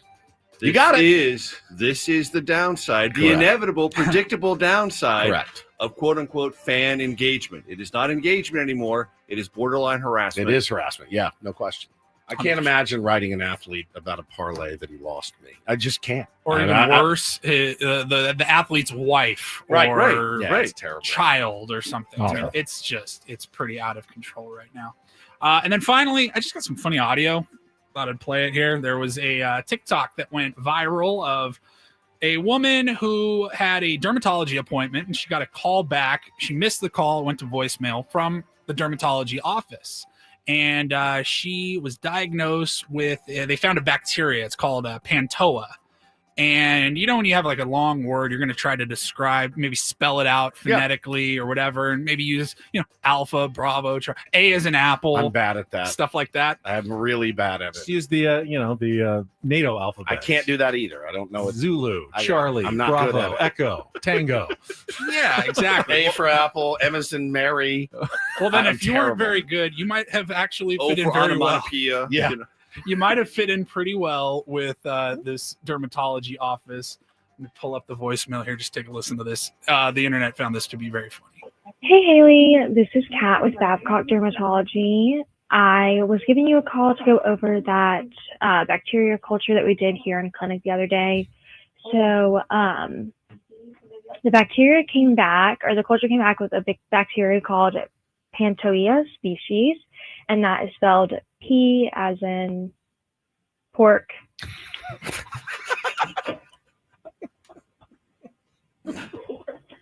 They're laughing You at can her. hear her coworkers laughing. Sorry. A as in apple, N as in new.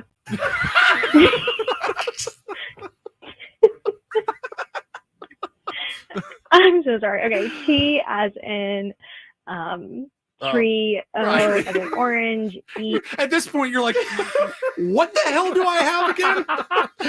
P as in pork. A as in apple. Pantoia species, and that is spelled P as in pork. That sounds like something that might be on my mind. How do you think she got the bacterial thing? It's from the pork that she ate. Raw pork. I am crying. Yes. Why didn't we open the show with that? That's like the greatest audio I've heard in years. Just spell it. P-A-P-L-O, whatever. Oh my God. I mean, if we did we could do an alphabet of Ben. P is in Petco Port. Pound Town. Pound Town. P is in Pound Town. I'm pretty sure I have enough Ben drops. I could do the whole alphabet. We'll look forward to that then tomorrow. All right. Major, thank you for coming in studio Always with a us. pleasure, gentlemen. We're going to record off the air. Braden's Always coming a up next pleasure. live here for Paulie Reinl, Stephen Woods. I'm Write Ben it down. Higgins. It's a victory tonight. Have a great rest of your Tuesday. From all of us here at 97.3 The Fan, we'll talk to you tomorrow morning at 6 a.m.